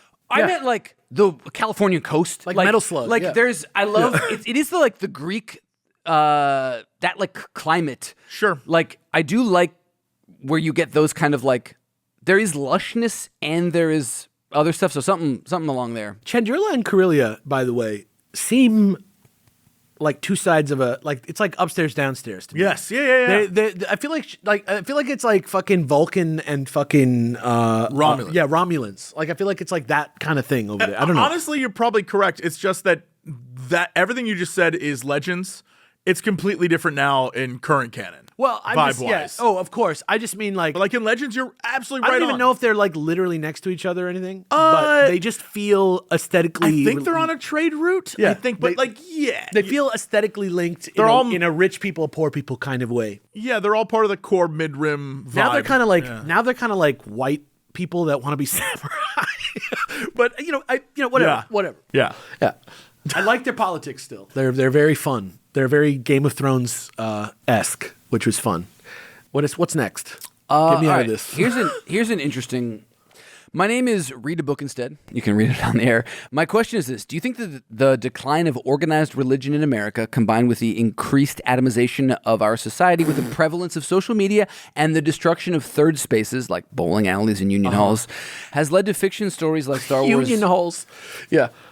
Stories like Star Wars gaining the kind of messianic following they have now, just as religions would serve as instruments of community and division. Do you think that Star Wars and the increasingly fanatic fandom surrounding it serves as a substitute for people looking for greater meaning, a sense of community, but also a thing to police from outsiders? Love the podcast and all that you guys do. Hashtag Jesse for Beast Games. Jesse for Beast Games. I could do it. I'd win. I think what we're proving is that I should be in Beast Games. we gotta do Jesse and Beast Games. It has always been this way. Like, fandom has always been this. Sure. I do agree that, like, people by being able to very easily echo chamber, it gets increasingly more fanatical in that people aren't expressing differing opinions healthily and safely in the way that people used to. So that now you just sort of get like people behind the internet wall lobbing things and gatekeeping, but it has always existed. I think the thing and the religion aren't the same thing. No. Well, hold on. It's called canon, and we've been talking about the similarities forever. Canon. I don't think the canon and the religion part are the same If you thing. remove spirituality completely, just take out spirituality, the core fandoms of religions and books and TV and movie, all of it is roughly the same. Fair. I think like it is all across the board, the way people treat people in the in-group versus those in the out-group are the exact same across, because that's just humanity. Yes. Across everything we do is the same. So I see no difference. Obviously, belief systems and that kind of stuff and spirit, that's a little bit different than the idea of like, oh, I just really am passionate about Star Wars. But at a core human level, sports, books, movies, TV, religion, politics, all of it really is groupings of humans who agree or don't agree with you, and that's just what it is. It always will be that way. It never changes. To address the question you're fighting of evolution where before, like, we're baked into safety in group, and other group don't know danger. Yeah, absolutely. Religion. Okay, just to like actually dig into this question a little bit. The thing that's different is that this is not like Star Wars itself is not like the people who love Star Wars and who we're talking. You're not going to it for answers. Yeah, exactly. We're not like living our lives like the characters from Star Wars, like as the main thing. Like the religion. Sometimes I wonder, Jesus probably is a very Jedi figure. 100%. But I just feel like the religion part. Like the question was like, does waning religion in the classic sense have it's a bunch of things not being a thing? Does it like lead to people using it as a like substitute for? Is it because we're doing like greater meaning, a sense of community? It's community, like 100%. And but I'm saying it's like more than just specifically religion. Well, right, but I just mean stuff like the idea of like ways to live your life, whatever religion or doctrine or chivalry, whatever code you live your life by. I don't think it's coming from Bushido. I don't think it's Personally. whatever it is. I don't think it's coming from inside of the text in the case of fandoms. I think that's the big difference. I think that it's actually much more boring and more along the lines of what Jesse's saying is like the religion and shit comes from like management. It comes from like nerds that try to say, I'm the king of the fans of Los Angeles. Like they say, okay, here's how you are a fan of this now. Here's how, so that we can all agree, so that when we see each other, we don't argue, because really it's about like the religion has to do with who owns fiction and imagination. The religion has to do more with, things like if you complain loudly, you can convince the gods to give you better Star Wars. Like it's not about the text. It's about capitalism. There's also a layer to it when it comes to religion, which is most religious books you are looking at or reading or interacting with on a, what is the takeaway I'm supposed to get from this? Being a consumer. And when it comes to fantasy or anything else, like Star Wars, for example, no one is walking away. Well, very few people are walking away and being like, the values of a Jedi I aspire to. Yeah. I want to be this selfless person who foregoes You'd never read it attachments again. You would never read Star Wars it's again. It's about the space fighting. And there are very few people who go to the Bible as, that's what I can talk on. There are very few people who go to the Bible and are like, man, I can't wait to learn more about this awesome biblical battle with this Barabbas spin-off series? Barabbas mini, dude? Yes, like that's not happening. People are like, oh, the message of this moment was this, rather than Star Wars, which is, it's not about the message, it's about this cool fight that we just saw Luke unleash a lightsaber and kill a guy. Yeah. Right? It's just the difference. Churches are nice because you don't get to be in a nice place most of your week. That's why churches are nice, because they want you to stay there because it's nice, right? Like from a cynical Get angle. Some coffee, maybe from a a little cynical donuts. angle. Like from a cynical angle, you're getting community and you're getting stuff from the church. Here, you're actually not. Like actually here, it's like a private thing, and then you team up with people to like. But it's that sense of community where you're getting something You from definitely it. get community. I think like There is community that comes from liking Star Wars, but your relationship with Star Wars is not the thing that's the community. Like, it's not everybody who likes Star Wars who's in a global community. The question was, with all these other things losing community, do you think people come into community for this? I completely agree that, like, yeah, the more fandom, like we've all gotten involved or not been involved in fandoms because there is the communal aspect. It's just doing it on the internet. Greater it's than just it's just thing. going on the internet. That's the thing that we're doing instead. But what he's like, what I agree with and what I think is he's trying to dial in on is like, just in my own life, I can already see a huge shift in like the sense of and he's talking about America specifically, like our community, our optimism for the future, everything is like very different now than it was trending. So I get like people are less culturally aware and literate. So being able to discuss, like they have less social skills to discuss things. The future is not looking that bright if you are living in certain parts of the country and you're like paying attention. So I see like this thing that's an escape. That's like a fun fantasy for your brain. Also, you increasingly probably spend more time there because you need it, but you're less able to deal with like opposing viewpoints on it. Like I definitely feel like you escape by reading and experiencing Star Wars, and then the thing that's replacing church and third spaces is just fucking Discord or a message board. It's not, I'm telling you, the thing isn't the text, it's the way we're talking to each other that's replacing the religion and the third space. That's what I'm trying to say. Like that's the big difference. But I think culturally there's also the idea of people would go and be a part of religion and be a part of these spaces, but over time those spaces became less and less welcoming and less safe. Like they weren't bringing you joy. You'd go there out of obligation. I definitely go there and I definitely see the comparison. But also, he's not saying that Star Wars is creating this. It's like it's just serving another. Yes, and I do think like fandom does that. We want it to be that we're turning to Star Wars instead of religion. We want it to be that, but we're not. That's what I'm saying. The actual enjoyment of Star Wars is private for the most part. Usually when you're communicating with somebody about what you think about Star Wars online, you're either not talking directly to someone. But a religion is that too. Most religion is a private thing that you believe, and then you go to a place to acknowledge it with others, right? No, you learn literally from the priest. You listen to him talk every week about, and that's you consuming the religion. I'm saying in this case, there's no real way that you can control the way that people, there's no actual rules about Star Wars. There's no real followable rules. I don't know. No, there's a lot of YouTube videos that are that preacher telling you what to believe. I think we're drilling too specifically into religion. No. The idea like it's about the concept of religion. That's what I'm saying. It's not Star Wars, but it's the internet. Star Wars is there to make us not realize that we're just going to the internet to be a community. We're going to learn how to be on a forum. That's the thing that's common between the Star Wars fandom and the Marvel fandom, is that they're all miserable assholes who complain. Sure. But like religion for a lot of people who aren't religious, it's not about, I'm not talking about the religion, the text, but religion, the activity. The experience. Is like, we're humans. We are communal. You need to be in a community. So you're like, okay, cool. At least with this, I have a place to go. There's people, and I'm social. Bowling alleys, other union halls, which feels like when was the? I've never. That's been to a like union this hall. is like the dude from the jungle writing this question.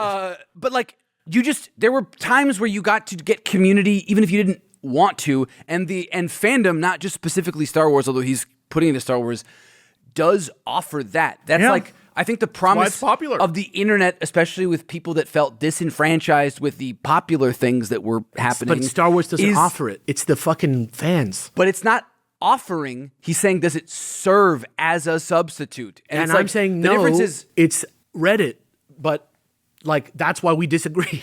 oh, okay. Yeah. I'm saying I totally understand what you're saying. I understand what the question is. I understand everything about it. I'm just saying. So I guess like I don't think so. In freshman year high school, it was not a school where it was like continuing. It was all new people for high school. My friend group and I'm still friends with them now, met around a shared love of Diablo 2, Lord of Destruction had just come out.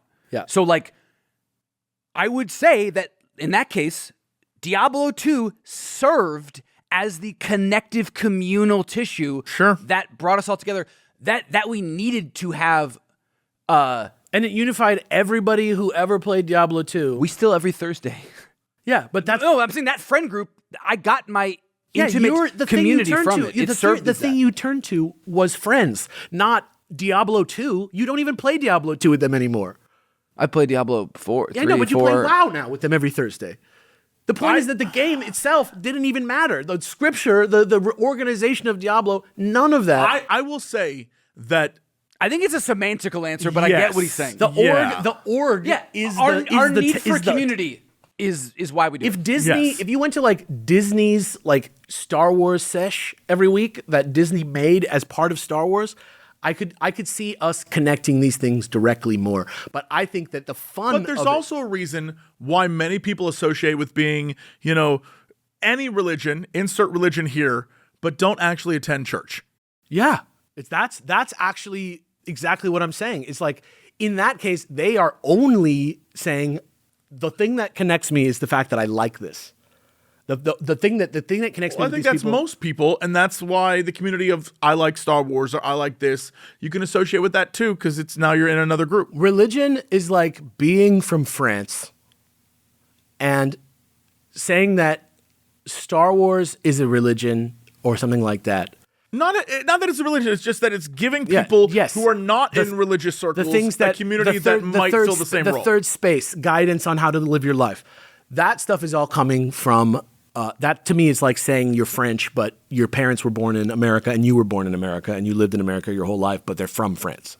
Like, to me, I feel like for me, like, Reddit is, we don't want to admit that we just are all Redditors. We want to say we're Star Wars fans. We want to say we're like big Marvel, fans, and that it's because it's Marvel, it's because it's Star Wars. But the thing that's changed is that we don't go the fuck outside anymore. The thing that's changed is not that there's no more third spaces outside. It's that the economy changed and businesses closed because nobody was going to them. We as a people, when we got fucked by a disease or the government or whatever problem we had in America that each individual person deals with differently, is like we decided that what was important to us wasn't our third space. It was whatever else. And it wasn't because we didn't want the third space. It's because we couldn't afford it. And so they closed. And so big business, which didn't used to exist in the way that it did, changed the way that they did business so that we didn't have to go there anymore, cut out an entire middleman without any thought to what it did to culture. It doesn't matter if it's Star Wars. It doesn't matter whatever it is. You can just talk about the monolith of media and have it be better as a replacement than any individual fandom. I think the notion of having individual fandoms and them being very meaningfully different in this way that we're talking about, I think they're less different than different I think there's belief systems. I think there's something to be said, and it's not for this conversation, but the idea of influencers, content creators being the modern day preacher of fandoms. Oh my God. They definitely... They're basically on the pulpit saying what you should think. They're more like the Bible. They're more like the Bible, almost. unless they're really there. no. Like they're more like They're the more text. like, they're more like the text. They teach you how to John be a fan. Goodman from Oh Brother Where Art Thou. Yes, that's Well, correct. okay, like but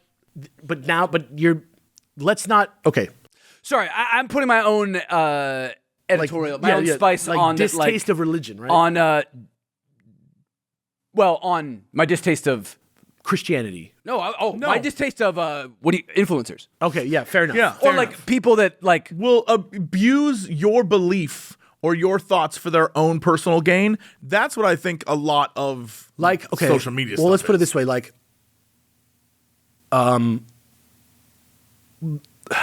how do I like when a really popular video essay comes out? You can tell because everybody starts talking about a game like they always used to.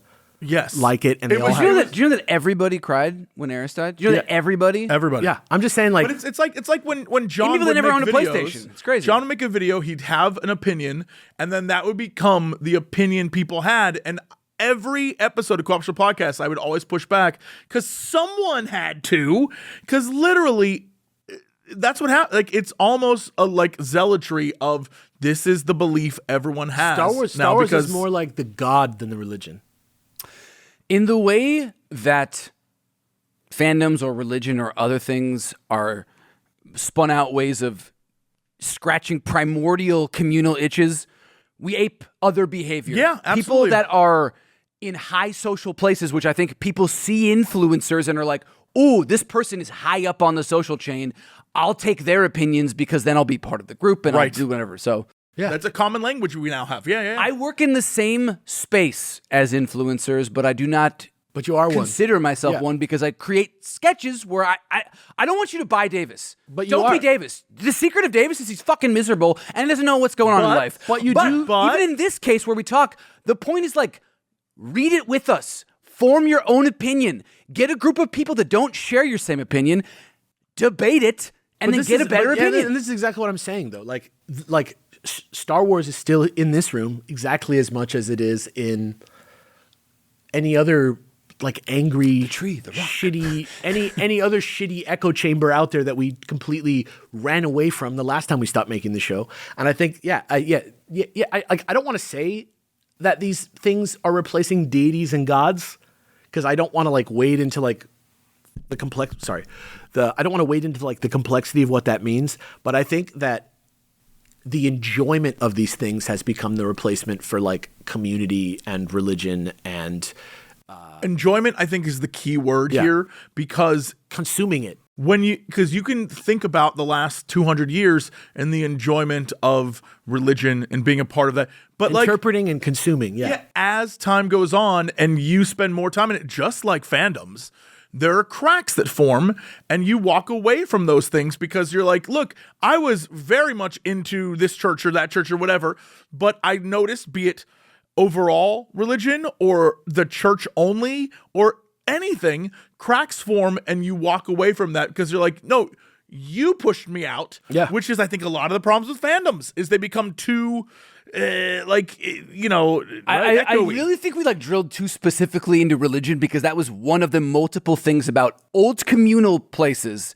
And he's saying like, does Star Wars and the fandom surrounding it serve as a substitute for people looking for greater meaning? First of all, we already know factually What that are these people what are use these old places that But aren't hold on, centered people completely around use religion? fiction, stories as a way to convey life lessons and morals and things exists universally. That's just a thing we do. So yes, people do that because that's what we do in general. And as a sense of community, yes, fandoms offer a sense of community. But not Star Wars, which is what I'm saying. It's No, the I'm saying fandom. yes. Yeah. Yeah. But it's saying Star Wars and the fandom surrounding it serves as. So yeah, yes, it does. It does do fandom those things. surrounding it, yes, correct. Because fandoms in general are a thing. I think everybody listening to us knows what I think and what you think. Okay. sure, yeah. Yeah, I'm just saying that the way that he phrased it was broad, where I think what my you're saying answer is- and what he's asking are aligned, actually. I'm using religion to answer the question, but my answer is broad. My answer goes beyond. My point is that we're all pretending like we're like in a community of Star Wars fans. No, we're in a community of fucking Reddit users, or we're in a community of fucking Blue Sky users, or whatever. But the idea is community. The third space. Finding the community. third space is Blue Sky. It's not Star Tours. The third space is not going to a movie theater and watching Star Wars. The third space is going to the book club at the library that's reading Star Wars books. That's my point. Yeah. So to conjugate that, you're saying, yes, you agree with him. No, All right, Battle I'm for not. Endor. No, We you were can't tell me completely... that. We're going to do the discussion post He's for already moving on. Battle Yeah, for right. Endor. Our bit was that we were like completely 180'd on Battle for Endor from Caravan of Courage. It was like a surprise hit. I mean, we were reasonable. We were like, this is not like amazing, but we loved this, right? I don't know. I was pretty hyped. Like Both of them, we were I like, enjoyed this, it. Yeah. yeah. Both of them, we were like, this is not like we were like, this is not that good, but for what it is, it's good. That was the first one, and this one was No, like, the first. no, we were not. No. We were like, this is how it could be better. And then this we were like, oh no, yeah, you guys did it. You just We walked away from the first this one like for what they aimed for, they hit a Yes. 10. Agreed. But didn't we walk away from the first one kind of like, wow, like look at like all the movie making techniques on display, and like we knew that they didn't try We to make. walked away being like, it's cute that they gave other people an attempt to make stuff. But Yeah, I don't that think they we were hired like. locally in the I don't think we were like, wow. Marin area. on that front, it like did. You were exactly- very like, it's gonna get better. and you were right. Did. Yeah, it did. But we were not as hype Yeah. on as you were. So we were asking like, do you guys like agree that it was much better? And then, I don't know, whatever other things about I it that feel you like liked. no, right? I feel like the sentiment has to be no, unless they watched has it. to be Unless yes. they watched it with us. Anthony Matthews says, Oh, glasses on. well, I can't read it. Otherwise. that thought scene you were was doing a bit. dramatic, but I Yeah. just realized I was looking at blurry letters. I can't believe, that was in all caps, the rest is lower, how much better Battle for Endor was than the previous film. I was 100% on board with your guys' assessment. This movie had action right out the gate, and I was immediately invested. I was shook when they duffed... I love that term. Duff Sindel's family in the first 5 minutes. # Mace got aced. It felt extremely dark for a kid's movie. I don't know if they got criticism from the first one being too childish and just decided to go balls out or what, but it was a welcome surprise. Yeah. It was like 40 seconds. We were out. Like they were like erase. It was so quick. I thought the Marauders were pretty good villains too. They looked menacing. They reminded me of the Weequay on Jabba's sail barge. I think y'all clocked this in the watch along as well, but a little after an hour and 24 minutes into the film, there's an Ewok blasting dudes with a blaster pistol. Yeah. After a few shots, his gun loses power, and he says, "Oh, Feech." I think they use it a few other times as well. I think it's hilarious. The Ewoks have their own curse I've words. been using Feech and Beachas. I love Feech, man. Yeah, all this time. Oh, feet. Like you, I was also confused by the strapping young man on the poster of the movie. That definitely does not appear anywhere in the movie. I assumed that it was supposed to be Sindel's father, but It's he the looked Breakfast way Club younger guy. on Yeah. the poster It is, than yeah. in the film. I can only assume that it had to be a marketing ploy to get some older Star Wars fans to watch. That movie played in movie theaters. If that had a bear on it, nobody would have went in there. Yeah. I'm all for practical effects whenever possible. I feel like when it's done well, it can keep you more immersed in what's going on when compared to CG. Even if a practical effect is noticeable, I can appreciate the work that went into it. And even some of the effects that aren't the greatest, like the stop motion of the blurgs, they can still have a certain charm to them. I read in a Bantha Tracks article on Caravan that George Lucas had the idea to have one of the Ewoks to fly on the hang glider for real, which is wild. I assume the same goes for this movie. Stuff like that makes the film feel authentic. You know what? That in the first movie, we were like, he did fly. Yeah. That's a real thing. I wish he had a couple more good ideas also for that first one. His whole idea was just let's teach a new class of filmmakers how to use stuff from the 30s. Do you believe his idea? Speaking of Caravan of Courage, remember there's like 3 different people being like, this is what we were doing. Speaking of Caravan of Courage, this film even made me soften on it a little in retrospect. I can make it a 6 in my head. Not a 7, but a 6. Well, what's the point?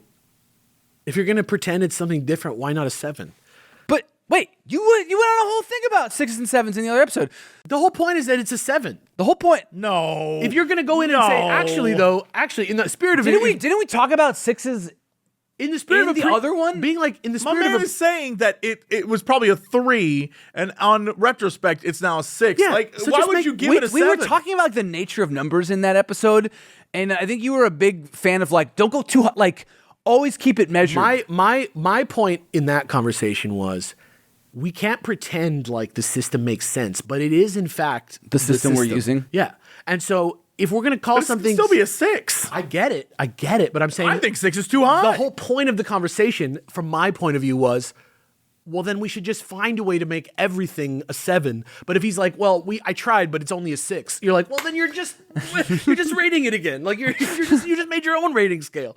Yeah, so that's all I'm saying. I'm not being serious. I'm not trying to. Oh, okay. I'm not trying to roast this person. Raul Patberg says, I'll stick to one main point, and that is that this movie was better than the first one because it created a living world. The first movie was so linear that nothing ever seemed to happen after the course of events.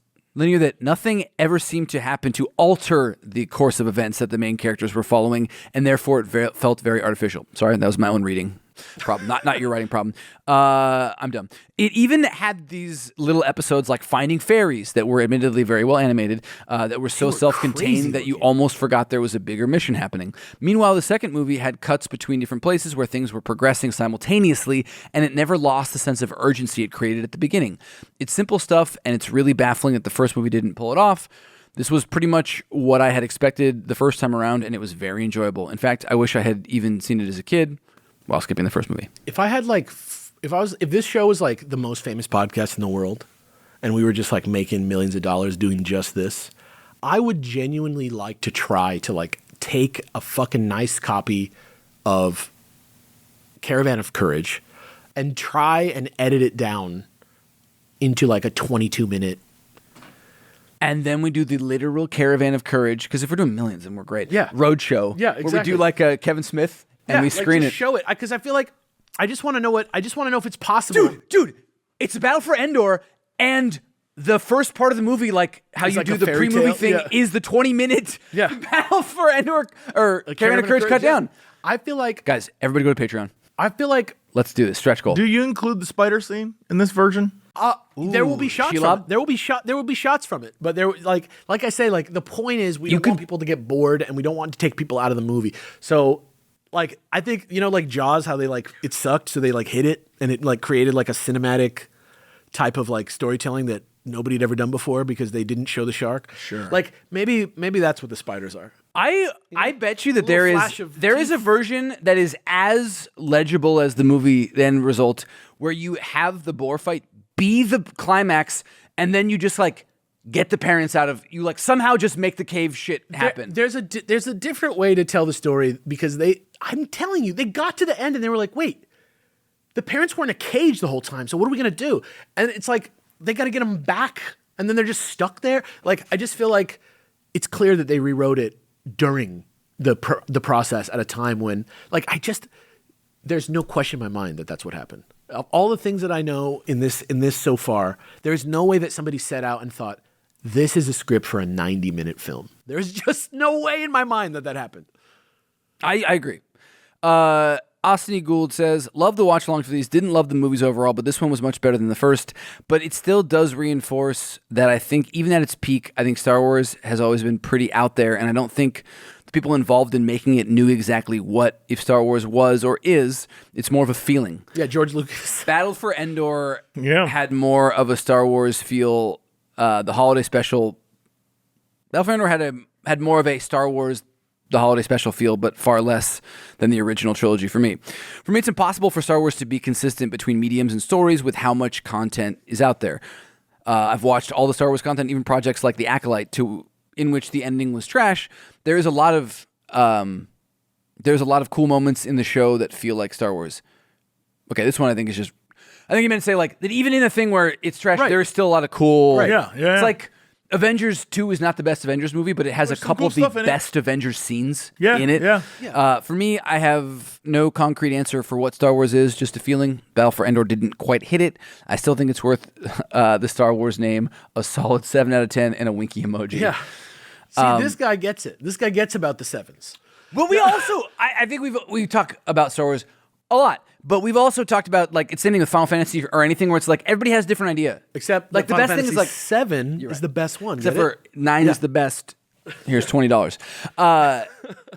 Like A whole scene just played out here. but don't worry about it. Also, like this is absolutely true, and it's why Star Wars, made by multiple people, all with different backgrounds, but whatever, makes for really good stuff. And unless you're Tony Gilroy, one person making a thing, it's not as impactful because, like, yeah, Star Wars to George Lucas is different than it is to Larry Kasdan and everybody else, Irvin Kershner. Like, there's no point in trying to be like, this is Star Wars, but I do like the idea of the amorphous notion. If there was just some common when language. we get to editorial, or if we do, there are certain parts People's opinions, where certain there people's- is an idea of Certain it. people's opinions of Star Wars will become more important than other people's opinions, and in a way that isn't just like George Lucas versus anybody else who gets hired to write Star Wars. And I'm excited for that. I'm excited for like when Pablo Hidalgo type thinking comes into the mix. Yeah. Joel Coxette says, unrelated follow-up. Has Davis watched Pitch Black yet? I have not, and I don't know if I said it, but Alex got me. I bought him like I have the like, nice the, Arrow like 4K Blu-ray. So While we're on the subject really quick, are you aware that a fourth Riddick movie is coming, and it's a follow-up to Chronicles of Riddick? It's not going to be a Pitch Black movie. It's a Riddick. What? Yeah. I knew there was another one, but I thought it was just going to be shit. No, it's not. So they made a third one, which is a follow-up to Pitch Black, but the next one is a follow-up to What's the third one Chronicles of Riddick. I think it's just called Riddick. It's called Riddick. Oh, I yes. never saw it because It was like, it's at the pretty time old. it came out. It happened a long It time was ago. like 2015. Yeah, or it happened a something. while ago. Yeah, but It's it's like literally last Witch Hunter era. Yeah, it's supposed to be like They went back to this is the basics. Pitch Black. We know you guys didn't like Chronicles, and now Chronicles has found an audience. And they're like, we're making a Chronicles movie. What's crazy? Not crazy. Actually, we got as much of that as we needed. This feels like the Tom, Pitch the Black Tom was Cruise so Fire and Ice, Ben Stiller Fire and Ice movies from Tropic Thunder so much. I don't know how to talk about it with you guys, but I did read. I was like reading up on it after watching Chronicles of Riddick and being like, wait, this movie actually smacks.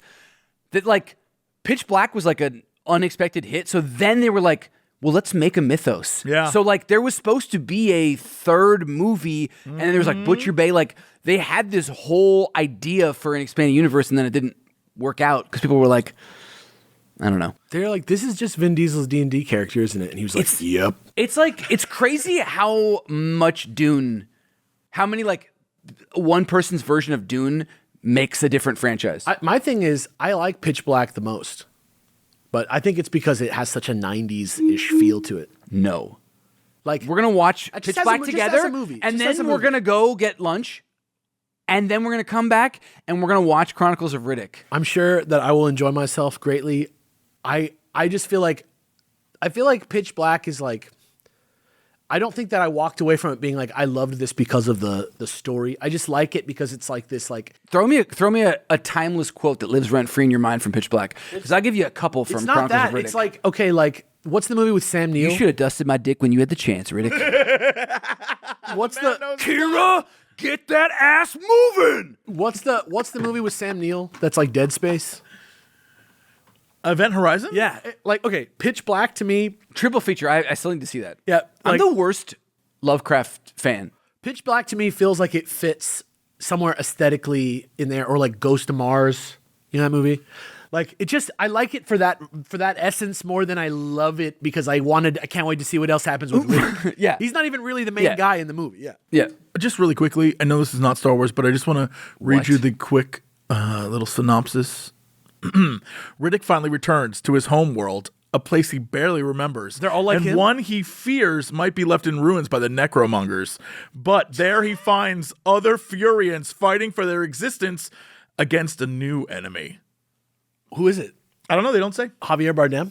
Maybe. Who knows? But that's like. Look, you want some super inside baseball about how much of a nerd I am? After watching Chronicles of Riddick, I don't think we need. I feel which we was know. shown to me by my Magic the Gathering friends that are actually just my WoW friends, are actually my Diablo 2 friends from high school. Just like church. I have a Death Yeah, Knight, and he has Wraith Walk, and I was like, okay, from now on, when I do Wraith Walk, I'm doing the Necro. Like, in your head, don't look at the animation. I'm doing the sick Necromonger, like, time thing. Sure. That movie, dude. that movie rips. You know that question? Maybe that somebody, it's bad, but I fucking love it. You know that dude. question somebody asked earlier about formative moments? I think we finally answered the question. But I had it as a 33-year-old. We all are That'll forming. never change. You'll we're have something at, all- like, 50 we're that will all change forming you. at our Yeah. own speed. We're Yeah. all forming. You know, we're all I miss still. Toys R Us, dude. Some of us that are was still the forming. safe third space where a kid could be a kid. That's not. That's expensive third space. That was a third space where you could grab as many papers with the pictures of video games on them as you wanted. That was my dream when they did the like. A kid gets to like go and run and grab everything. And like, that was like my fantasy as a kid. Would be like, no, you go to the video game thing and you grab all of the things. I have this all figured out in my head, dude. That's the best way to maximize your value on Supermarket Sweep Toys R Us edition, bro. Picture I'm in there and I'm running down the aisles grabbing the things and I'm doing that walk that Riddick does. Picture, dude. He high-fived me on it. Dude, it's like, I think I'm getting it. It like runs ahead and then like and I got grabs him. it and then like I know. I was gonna say you get one of those little cars you can drive around in, but like I guess running in a shadow form is cooler. Send a Viston, bro. To like make it worth everybody's while when we're doing the Caravan of Courage for real, we'll have like the main event will be like Saturday, but for those that come Friday, you're talking about the screening? I'm gonna do Chronicles of Riddick just for fun, just like a You're gonna a one-man stage so show. If you're able to come a day earlier, like that's fine. Like just another event It's to like get when people. MXPX used to come up to my GameStop and like open the back of their car and play the new Halo game before it was out. I'm just saying, like I didn't control. What? I'm just from the South Bay. I can't that control really that. happened. That's so I can't funny. control that. My man was like, yes. I Yes. didn't ask them to come. I was like, oh shit, that's MXPX. Can I have my copy of Halo Reach, please? That's such an of the time reference. I had my puka shells on. Let's do Glistening. 2 more questions, and then that feels like we've done it for a I'm good fine amount. with that. Dear esteemed SWOCBC Council, Oh, I think they're talking to another council. I found. Oh, I get steamed so easily. Esteemed. Oh, okay. I didn't realize it was Guillermo from Jimmy Kimmel. I just in my head, I just made it. I put an A in there instead of 2 E's. I found myself recently in an antique mall, and one of the vendors had a good amount of Star Wars merchandise, dude. Amongst a framed original printing of an Heir to the Empire comic book issue and an older TIE Fighter toy, I spied the greatest treasure they had on offer, an action figure of the greatest Star Wars comic book character, Jackson. Don't get too excited. Rabbit. This was Black a Series. newer Yeah. action figure I know it well. they made since they revived Jackson in the newer canon. But the design used was actually the old Legends design, specifically the art used on the cover of Star Wars Gamer 4, if you care. I don't know what that means. If you will forgive the verbose introduction, this brings me to my specifically inspired question. If you could have merch related to any old canon source character, it doesn't matter if you already experienced them on the pod yet or if you have prior experience, what would it be? Davis can answer twice since everyone knows his first pick is Savage Press. Screw you. That's may the actually Force, canon merchandise. yeah, may the Force be with you always. Aldrich, PhD. I would like a Nobot like tee, like where it's like they like the highest res image of him is like from the frame in the film, and it's like just on your shirt, and it's like sometimes you don't need to stick out to be perfect. Nobot. Star Wars Gamer 4. That's That is my man Jazz Jack Wait, Rabbit. what right is there. that? What is Star Wars Gamer 4? I don't know. Star Wars Is it like Gamer. a- Star Wars Gamers magazine. Oh, exclusive Dark Horse comic Star Wars Gamer. my Yeah. like fake answer would be a fucking picture, like a gonk droid shirt that's like honk if you gonk or something. Yeah, We should go. I would honk because I do gonk. Who on earth is this additional character? That is Like Space Barbie. That is the chick from the Borderlands spinoff. That That looks is like the Dungeons and Dragons. one. like Street Fighter or like Final Fight character. Yeah, that's on the same cover as yeah, there's the full That's when art like version. buff that Russian exists. lady villains was like a popular thing. It's Han, Chewie, yeah, buff Russian lady, and then buff Russian our lady. Dude. boy, yeah. I don't have any one answer. Like, I love Dark Forces, so like I want like a Briar pistol replica, okay. like You know the what? Andor. That's more quality or reasonable. something. That's more reasonable. I like that. That probably exists. That to or be like I have a little Moldy Crow figurine from the Star Wars miniature games from forever ago, and I would love a like I think that's one of just another all-time cool ship design. So I don't know, something from then. But I guess actually, Briar if pistol we're is a doing great proto-verse, proto-era,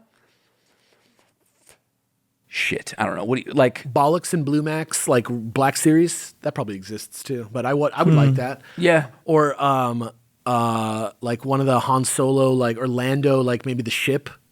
What is it called? The Lady Luck. Sure. Oh, yeah. Sure. Is that his ship? Like, I would love like maybe like some of that old style, like sci-fi stuff, like some like of the old like 70s lightsabers and stuff that aren't quite of the art style. I really dig the droid's art style. So like, if there was more stuff in that, like Did they do a Boba you got Fett? me a figure. They did like a series of figurines that were from an animated style that weren't quite that. But I would almost think I like the droids.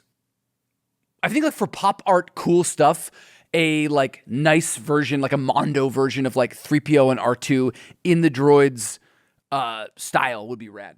Yeah. I think if they made that gun that they stole for Mandalorian, like as a toy, that it probably would have stuck around. I'm just still excited that I have that Calicori. I love that. That is so sick. Yeah, It's one of my favorite things because it's like, if you know, you know, and if you don't, it's just a weird, fun art piece. And I love that. Technically, that's Legends, right?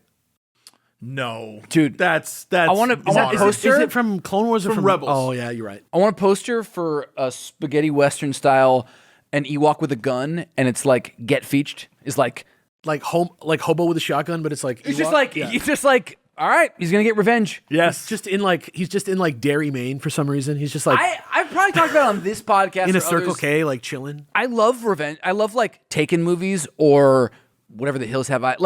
Have remake where it's like something bad happens so that you're 100% on board for the righteous fury of this person, 13 Assassins, bro. and then they're just Mandy. go. Oh, Yeah, God, that movie is so fucking good. dude. We don't have time to talk about it. That's when John Wick. That's when we do Rage Cage, our next podcast. After, Oh after my SWOCBC. God. That I would be down. By the way, Spider-Man Noir trailer. Does that Rocks? show like Yes. they let it be a thing? That man said, Sony, you confuse me. I don't understand. You make the dumbest shit, and then sometimes you make cool shit. They make animated good shit. Pretty much. And then he said final he was question Humphrey is Bogart and Bugs Bunny. Humphrey Like, Bogart and Bugs Bunny. that's crazy. I'm like, I get it. Andor has definitely shown you don't need lightsabers or the Force to be Star Wars. True. If there's anything you guys think needs to be in every Star Wars story to make it feel like Star Wars, spaceships, planet hopping, that beat up future aesthetic, droids that are clearly sentient that have no rights and no one has a problem with it, or has Star Wars become so flexible a category as to be in some sense meaningless? If so, is that good or bad for the franchise? That's a phenomenal question because it's dangerous in that I truly believe Star Wars can be anything as long as it's set in universe. It's not meaningless. Right. But the idea of when you think about like, all right, well then what does make Star Wars? If you can imagine a Star Wars show where there's no blasters, no spaceships, no droids, but they say it's set in Star Wars and it's like a farmer. Is it Star Wars? If it's set in Star Wars, yeah. If they say it's Star Wars, but there's I no do Star think- Wars accoutrement, is it Star Wars? The setting is, I think, the core. Like it's a universe that has a ton of planets, Sure. a ton of different technology, the ability to be a magical laser sword fighter or the sickest pilot or whatever. So like, yes, I think the setting is what makes it. But there's so many different kinds of stories. that There's you can been like tell. Star Wars, Yeah. like 4X style games, right? Like where you just kind of like Sure, but all those things are I'm controlling a fleet or I'm doing. But I think at some point, because it can be everything, there is a danger that a story can be told where it's nothing. You know what I mean? Like it's literally Caravan of Courage is that moment. It is so close to not being Star Wars. I think it is close, but I think like It's still Star Wars because Ewoks, but like it's so close to being so off the rails that it's not Star Wars anymore. I think you're describing in so many words like the role of like good editorial. Like Yes, the idea of it is to sort of somehow in your mind make decisions based on your sort of tacit understanding of something which is amorphous and unnailed downable and sort of like reading the room a little bit and also finding a way to surprise those same people that are talking to you.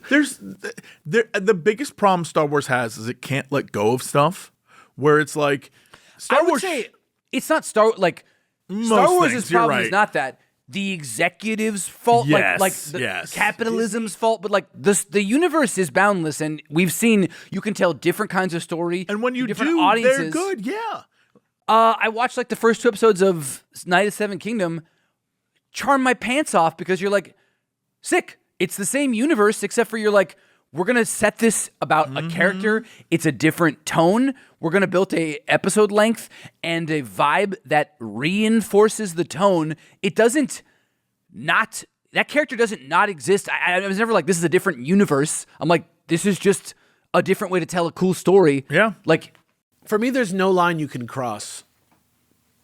Period. Like if like the only line you can cross is if you're like, this is Star Wars, and it's like about a guy on Earth, and he's just like at 7-Eleven working a shift. Like, Yeah. at that point, like, what are we doing? Then it's meaningless. But for me right now, like, there is some expectation. but what if there's a story about that? Like what if the story If Han delves Solo shows up in the fucking story, we're talking. But that's the whole But point. I'm saying like what you're talking about of a person working this like dead end job. no, that's on 7-Eleven on Earth in 2025. Oh, sorry. I thought you meant like something like them. No, doing no. This. To me, the thing that would be like make it meaningless is that you can just slap it on literally anything, but you really can't. because it was a long time ago. Like, so I there was just- no 7-Eleven, and it was far, far I away. just mean you can't.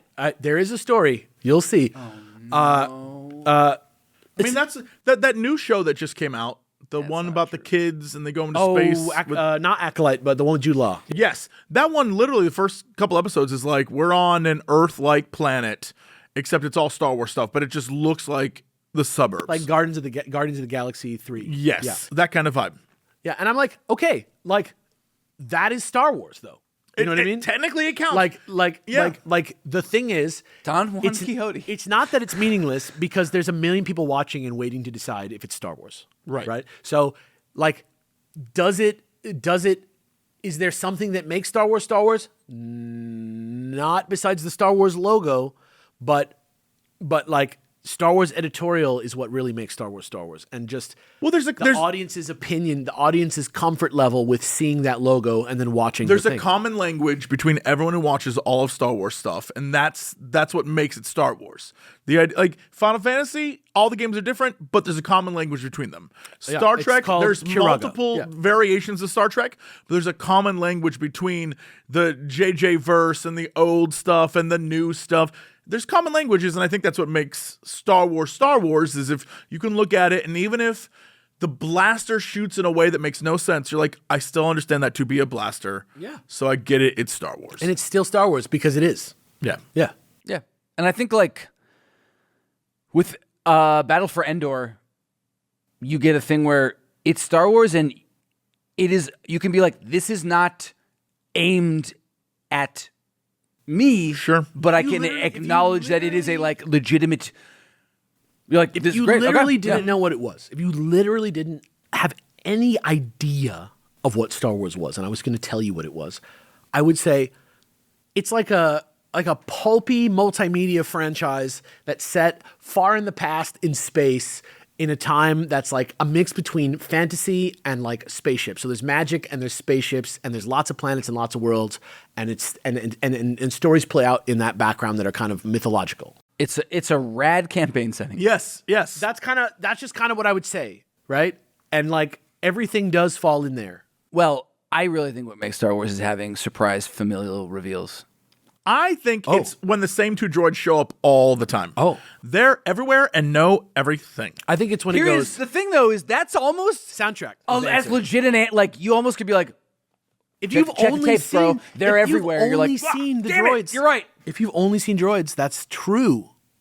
Yeah, you're not wrong. I mean, you've- if the story is all about those droids and they're the main characters, then technically it's fine that they show up everywhere because we're getting more of their stories. If you watch every movie, watch droids, and then a bunch of other content, that's accurate. It's Yeah. not going to bother you that much. wild how accurate that is to a like, major you're not portion of it. bugged when Robin's around.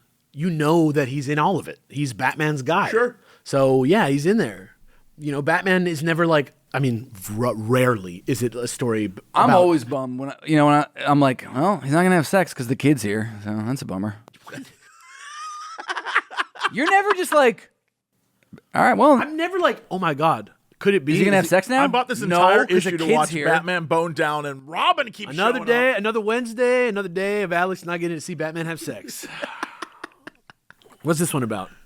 No sex at Yep, all. nope, none. Pass. Superman, not even in this one. Nope. Well, maybe he is. Okay. Nope. No naked Batman dick in there. Yep. Cool. I mean, what's the next? I feel like that's a good place to. You want to end it with I've been Batman waiting dick. for Robin to leave so that Batman can Batman have dick. sex. Yes, That- that's right. Sorry, in case anyone doesn't know, that was a bit.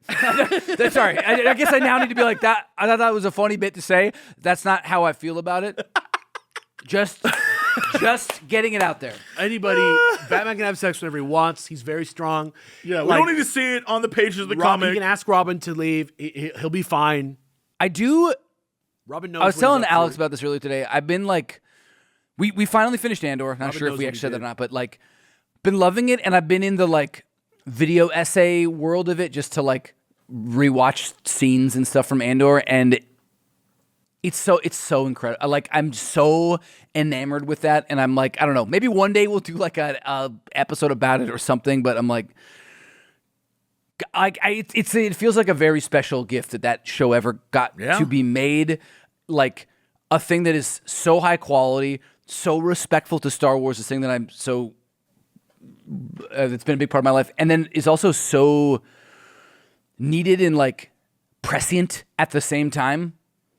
I don't know. The show is like rad, and seeing some behind the scenes stuff, things that I thought were practical are like, if you want to see how to blend it with practical and real, that show is the best looking Star Wars, more than the movies even.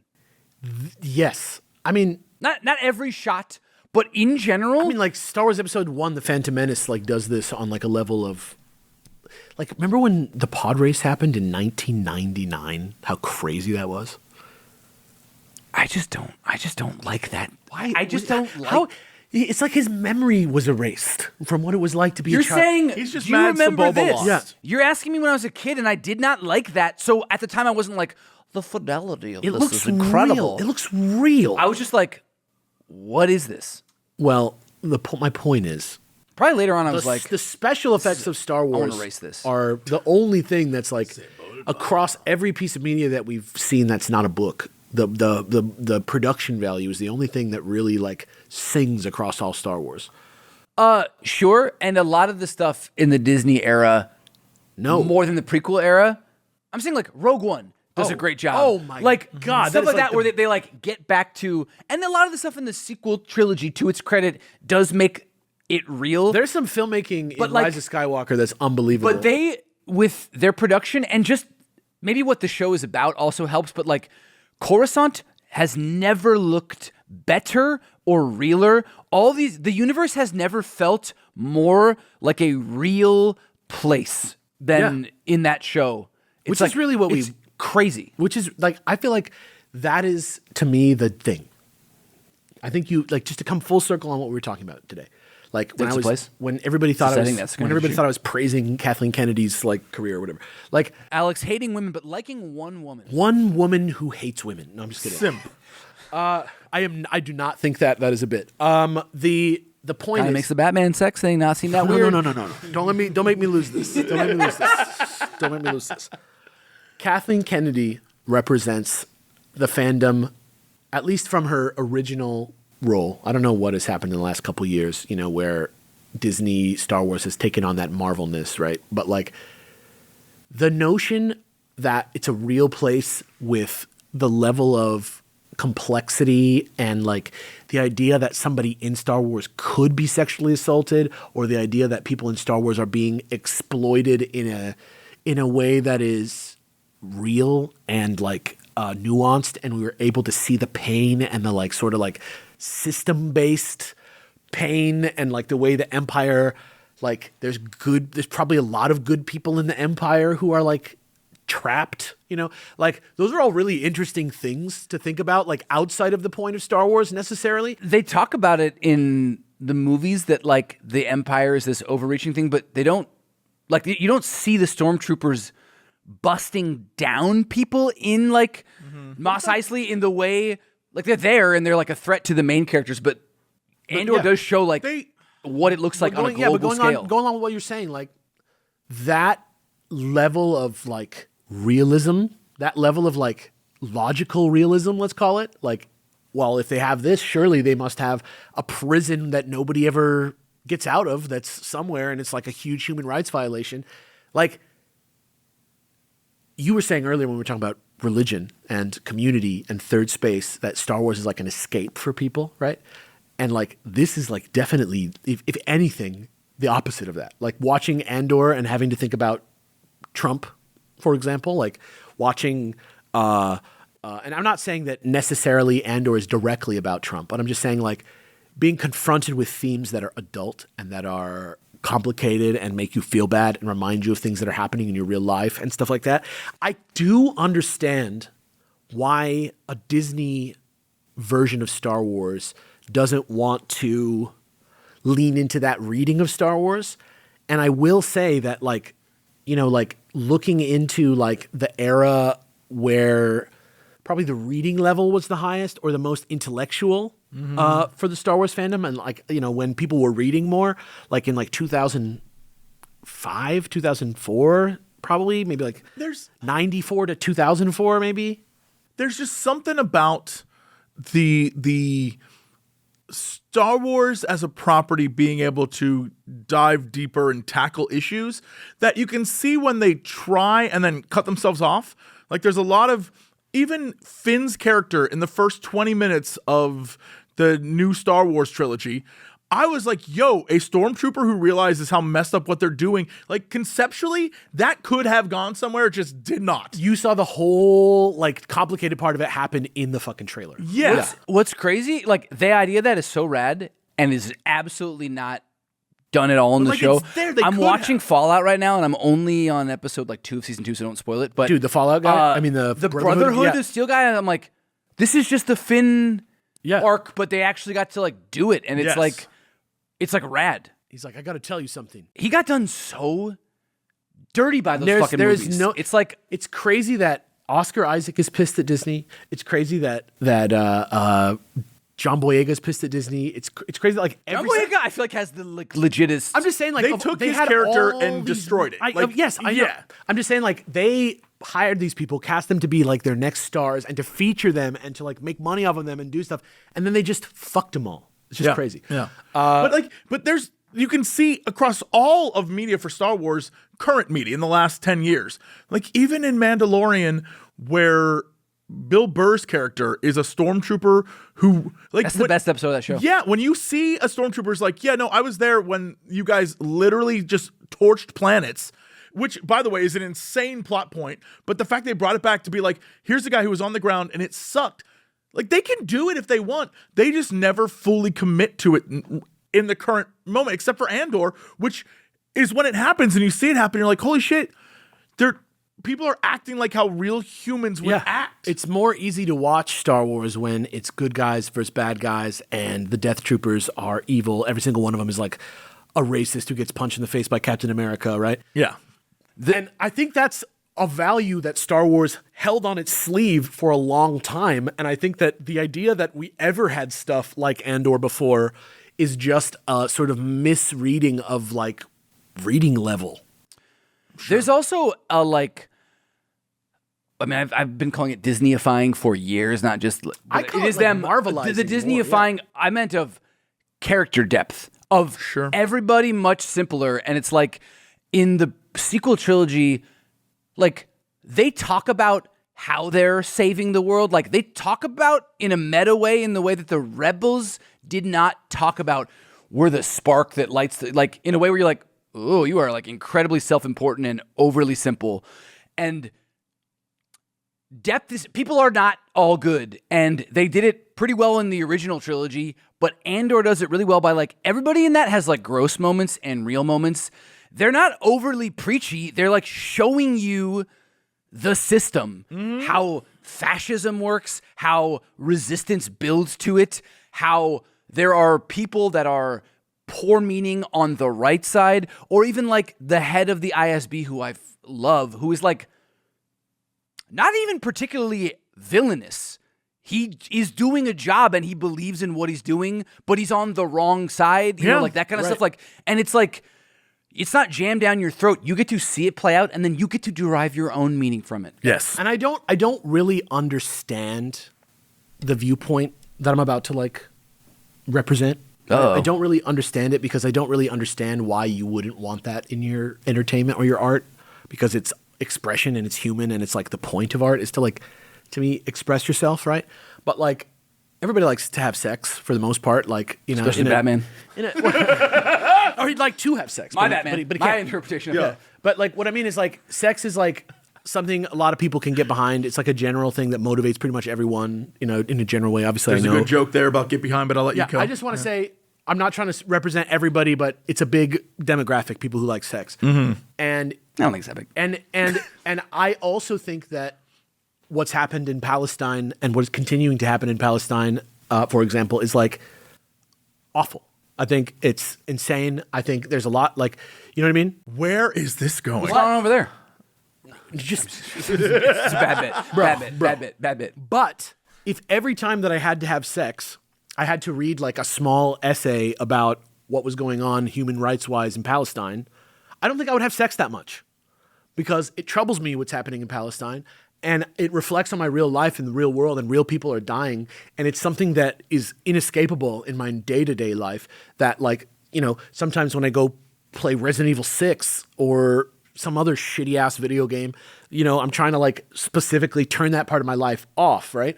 And so for a lot of people, Star Wars is that. And so for a lot of people, the way that they react to having to apply critical thinking skills to their thing that they like is very much like having to read a small essay about Palestine every time you get your dick sucked.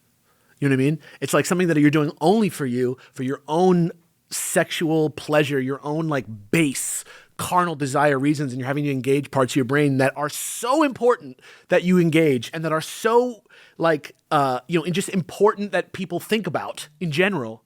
But do they belong together? I think a lot of people think no, because now Star Wars is like Disney. Disney is milk and cookies. It's something that they make their easy to digest. Yes, soft. and that's why I'm afraid of X-Men going to Disney too. It's like, you guys can't even hang with that on the most basic level. And like what I'm hearing, besides like having the old actors come back and fight, and like I don't know if it's true. I think it probably, you know, the internet is manipulative.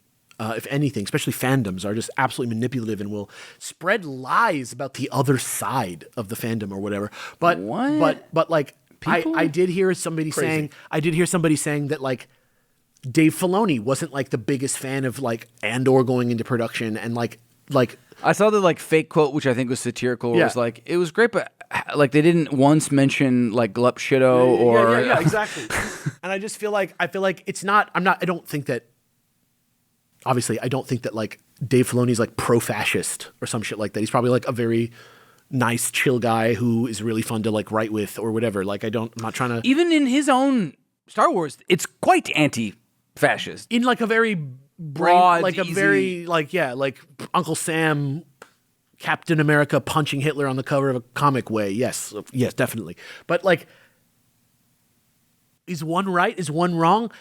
Is Star Wars a product or is it art? Like, you know, it's a complex thing. Does Andor even have fangs? Is it even doing nearly enough compared to what is actually happening in the world to actually get a conversation?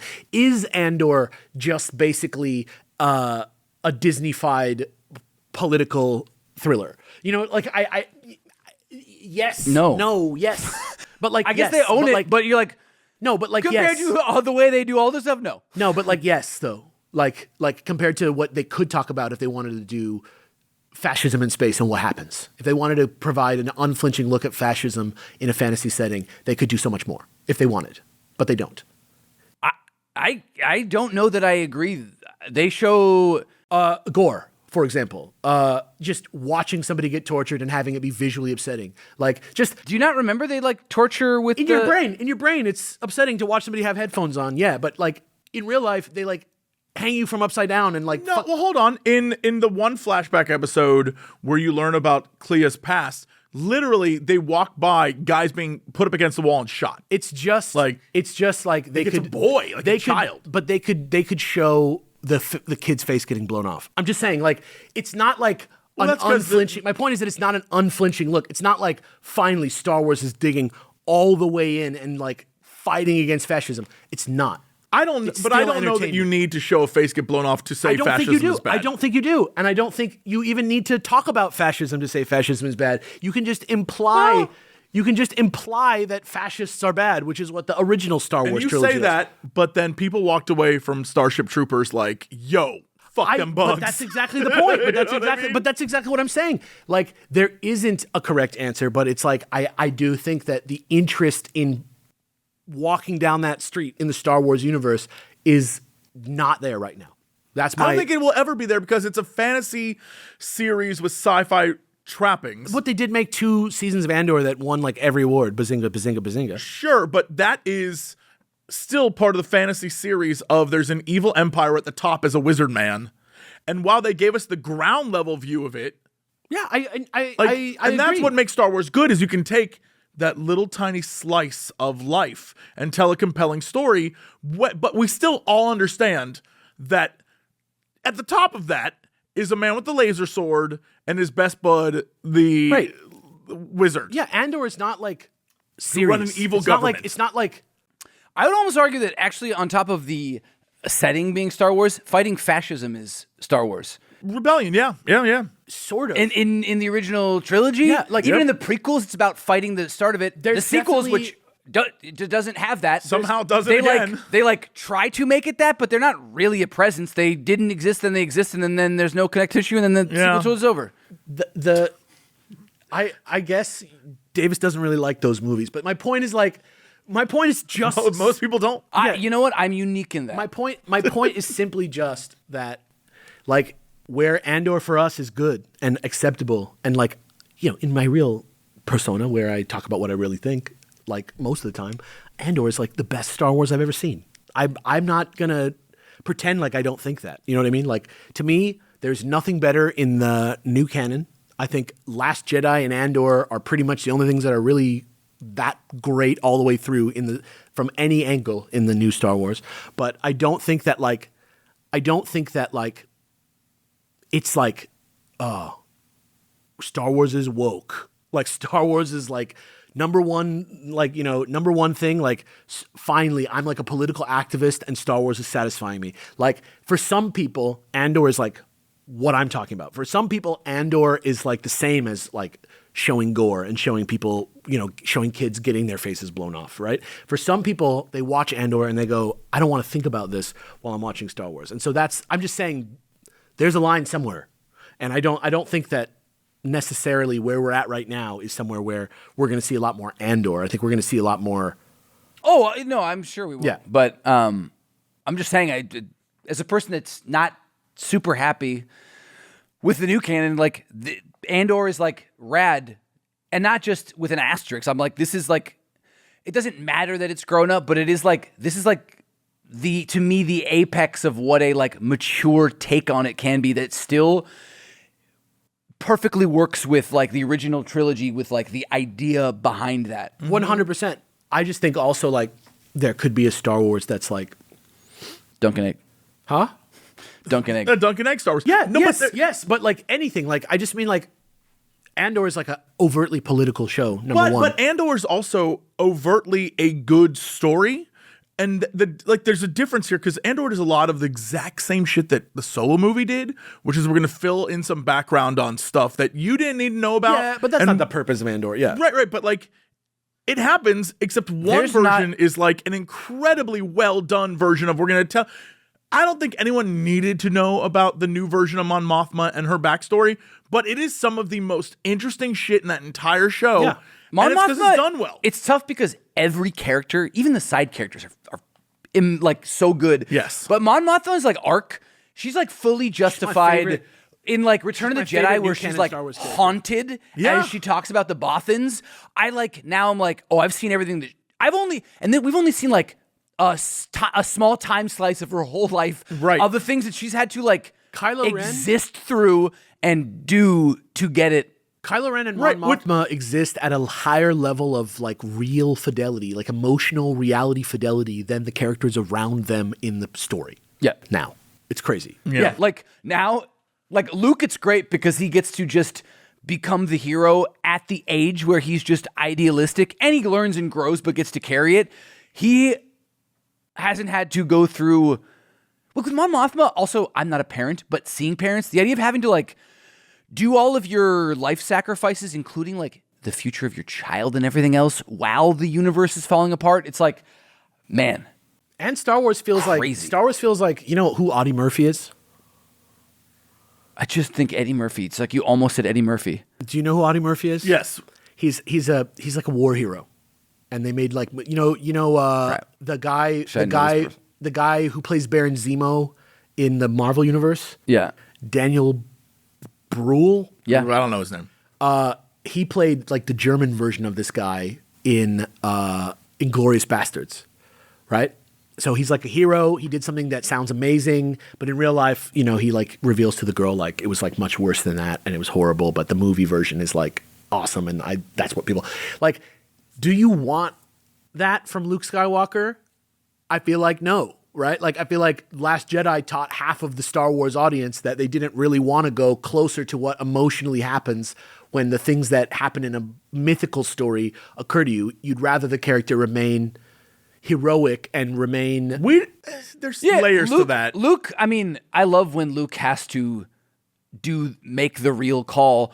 Luke has the unfair advantage of being a magical super warrior. That's what I'm saying. But that's what I'm saying. Like, He doesn't fit in a story like Andor. He almost feels like if you put Luke in Andor, you would find out things about Luke that you like don't want to know. Like you'd find out that he's like kind of a dick to some people or something. Like the idea of a scene like Cecil, what's his name? Luke without, we've seen a bunch of Lukes just die. Like if you're Luke without the Force, you die, you're not made for the world that's in. You can't. But even like the be that hard. But even like the blue milk scene is not going to be like, you got to get your heads out of the cloud, Luke. I'm talking about like with Owen and Beru. Yeah. Like that conversation wouldn't go that way. In a world like Andor, Luke would be. They would have left in Wormy almost clocking a woman. That's what I'm saying. Like Luke would be Those like, are my what the? He would be like, specs. what the fuck? Like, why doesn't Luke cuss? Like, Yeah, Faciane beach. like the real Luke cusses. The real Han like smashes puss on the reg. First off, that's true about Han. Second, I'd like to Han- believe Han, like, real aces Luke a does dude. not cuss. Maybe like Real Luke maybe in like a Mormon way, but does not cuss. But if for every sort of like emotionless Donny Osmond type characteristic that Luke has, that his personal relationships are suffering. Then, Yes, that I would believe. The idea of Luke pushing people away because of like I am the Jedi. I belong in I'm like a space yeah. monk. I can believe that, but I'm just also saying- that's kind of in the books a little bit too. Well, once we have 30,000 pages to explore Luke's character, yeah, sure. Luke but I just starts mean, to like have a character. I think I'm just trying to paint a picture of why some people don't like Andor, who are like not like dumb. But also, That's great. I don't think I needed a picture. I think I already understood Yeah, that. but it just But goes. It art, just goes like full, anything. It's not one thing. It's many things. It just goes full Right. circle with what we were talking about. some from the things are beginning. light swords and some things are blasters and some things are starfighters. what I and love- some things are Andor. is like fun different ways that you can use the universe. Like Yeah.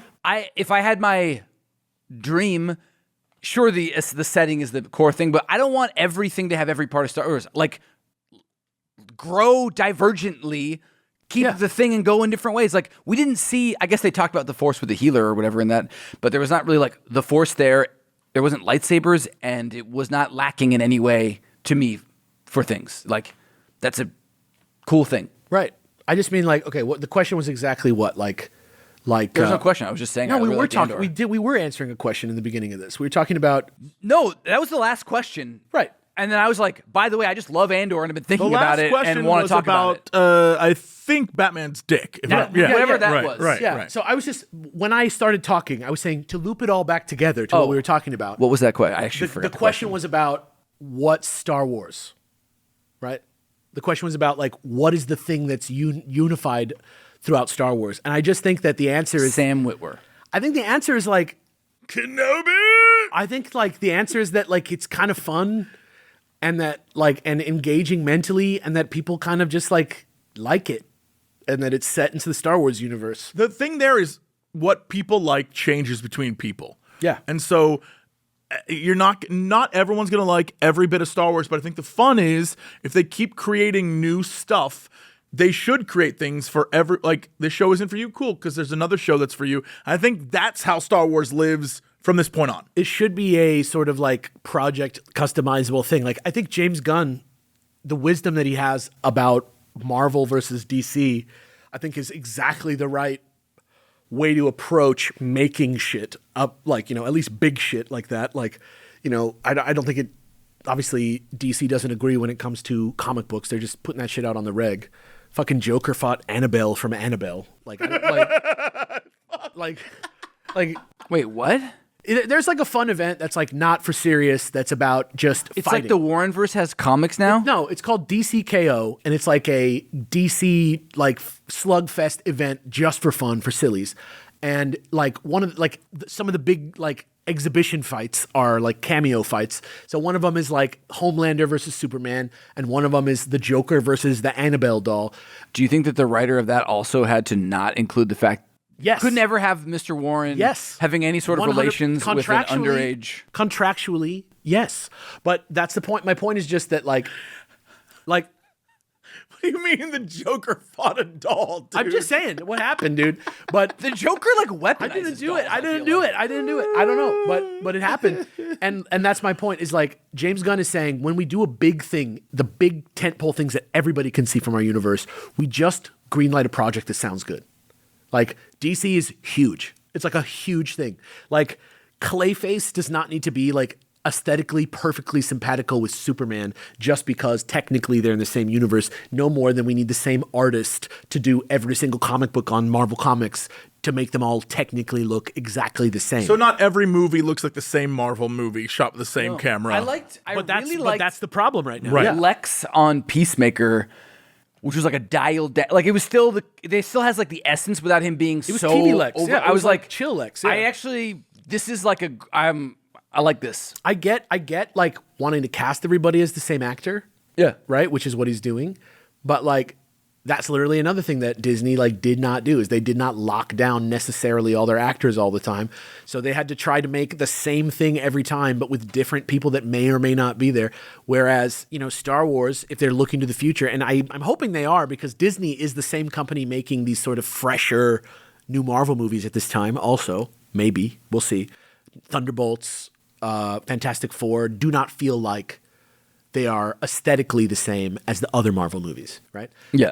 And so we're at that point. In our reading, we're at a dawn of like an intellectual sort of like reading level jump in the 90s Star Wars that we're reading, and in real life I feel like we're at the sunset of the No, dum-dum. We're not- more yeah, we're than not the there dawn yet. of. I think we're in a new era of Star Wars right now. It is. I It think is the like sequel- 11:59 over here. I think the sequel era has come and gone, and I think Sorry, I thought you meant of where we were at in the old Canon book club. no, the old Canon book club, we're at the dawn of a new intellectual stage where we're about to jump up in reading level to. I feel like the dawn would be heir to the Empire. We're not at the dawn yet. sunset is we're in the No, middle. but you know what I'm saying. The Ewok. It is. We're both talking about the same 3 thing. a.m. Yeah. over here. We're both talking about the same thing. It's so dark where I'm at, and you're like, I'm just saying. sun's first light. I'm just saying the big change that is coming to the Star Wars universe next is a huge jump in reading level and age demo and stuff like that. And where we're at right now is we're about to find out in real time where Star Wars is about to go. Like, I think a lot is riding on whatever that Starfighter trailer looks like. Like, if it looks like Mandalorian and Grogu, I don't think I care anymore. You know what I mean? Like, Sure. unless I go and I love Mandalorian and Grogu in the theater and that the trailer just didn't do it any justice, that's possible. I love Jon Favreau. I think he makes good movies for the most part. Like, I really enjoyed watching the first two. Elf. I went back and watched the first two Iron Mans, and I had like a good time. Like, I don't think Iron Man 2 is like a fantastic movie. Nor Did do I I think, ever find his bird? Yeah. Dude, Iron Man 2 is like Avengers 2, where like as a whole, it's not synchronous, but there's some wonderful moments I like of that Tony. movie. I like that movie Chef. And Sam Rockwell, God. And Elon Musk. I like. Didn't he make the Oh, Didn't he make the oh, that guy. Replacements? Didn't he make that Keanu movie? Who did? Jon Favreau? No, he was just in it. I think he also directed it. No. The replacements? Yeah, and Elf is great. I just think there's a world where Jon Favreau makes a sick movie. You know, if it's like a nice 90-minute clipper that like goes through. My biggest worry is it's that Mandalorian and Grogu is not a movie, but the missing 4th season. It is. And so I'm a little worried it's going to be like that kind of Maybe vibe. it'll be like the Droids second season. The Great Heat? The Great Heap. Which did raise the quality No, slightly. director of The Replacements is Howard Dutch. Okay, well, John Favreau in general does good projects, I think. And so for me, the idea of him doing a Star Wars movie straight up. He's married to Leah Thompson. Oh, that's great. I love her. Yeah, the idea of him doing a Star Wars movie is exciting, but I think more is riding on. I don't think there's going to be any surprises about the tone or flavor of Mandalorian Grogu, but Starfighter, there's a lot riding on it. I would agree with that. I think it would. But with that said, Star Wars is such a big property that if Starfighter doesn't land, they can launch something else and say, we are going to do this thing now. And if it's good, just like I was saying earlier with Game of Thrones, audience will forgive if they give something good. Well, even if it's good and it's Filoni good and everybody loves it and it's just not my Star Wars anymore, like, I don't think I care personally. That's all I'm saying. Sure. Like, I'm just saying if Star Wars Starfighter comes out and it's like Rebels coded again, I'm going to be like, whoa. Like, they're going all in on something else instead of diversifying again. I mean, we'll see. Yeah. So this is a chance for them to diversify. And I don't know if that Rey movie is still greenlit or what.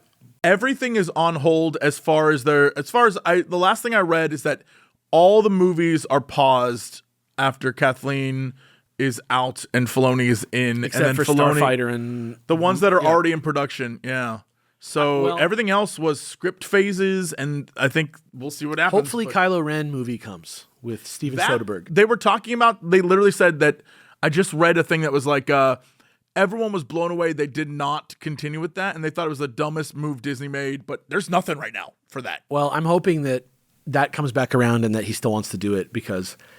I have a feeling everyone associated with the new movies is like, F Disney, I just want Steven Soderbergh to make Star Wars because I think that would be crazy.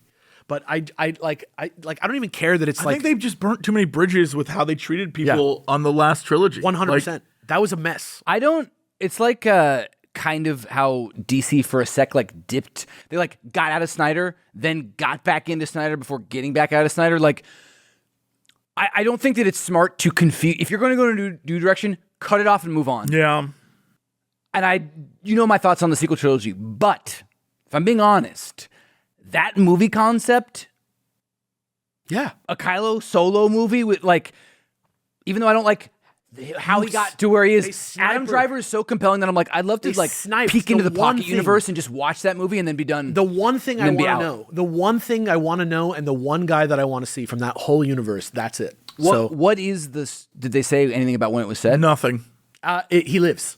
Oh yeah, it was the Search for Kylo Ren or whatever it's called. Yeah. He lives is the movie. He does not die in the third film.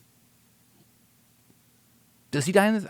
He does. God, he jumps in a hole. I like and dies forgot that like Rey used Force lightning at some, but that movie is he jumps in a hole and dies theoretically. But he dies, I think, in her arms. Oh, he kisses. At the end, they kiss. He doesn't. He falls in the hole and comes up out of the hole. He climbs out of the hole. Okay. He beats up the Knights of Ren. Yeah. Yeah, that whole I forgot. thing. He does this. The Han Solo. What a big character moment because the Knights of Ren were so impactful and really meant something. So that was a cool moment for him. Imagine he's free of that mechanism of the entire First Order, and he's just a dick running around pissed. And he doesn't have. There's a lot of dicks running around pissed. I just feel like Adam Driver is like he reached somehow. He commits. He commits 110%. Yeah.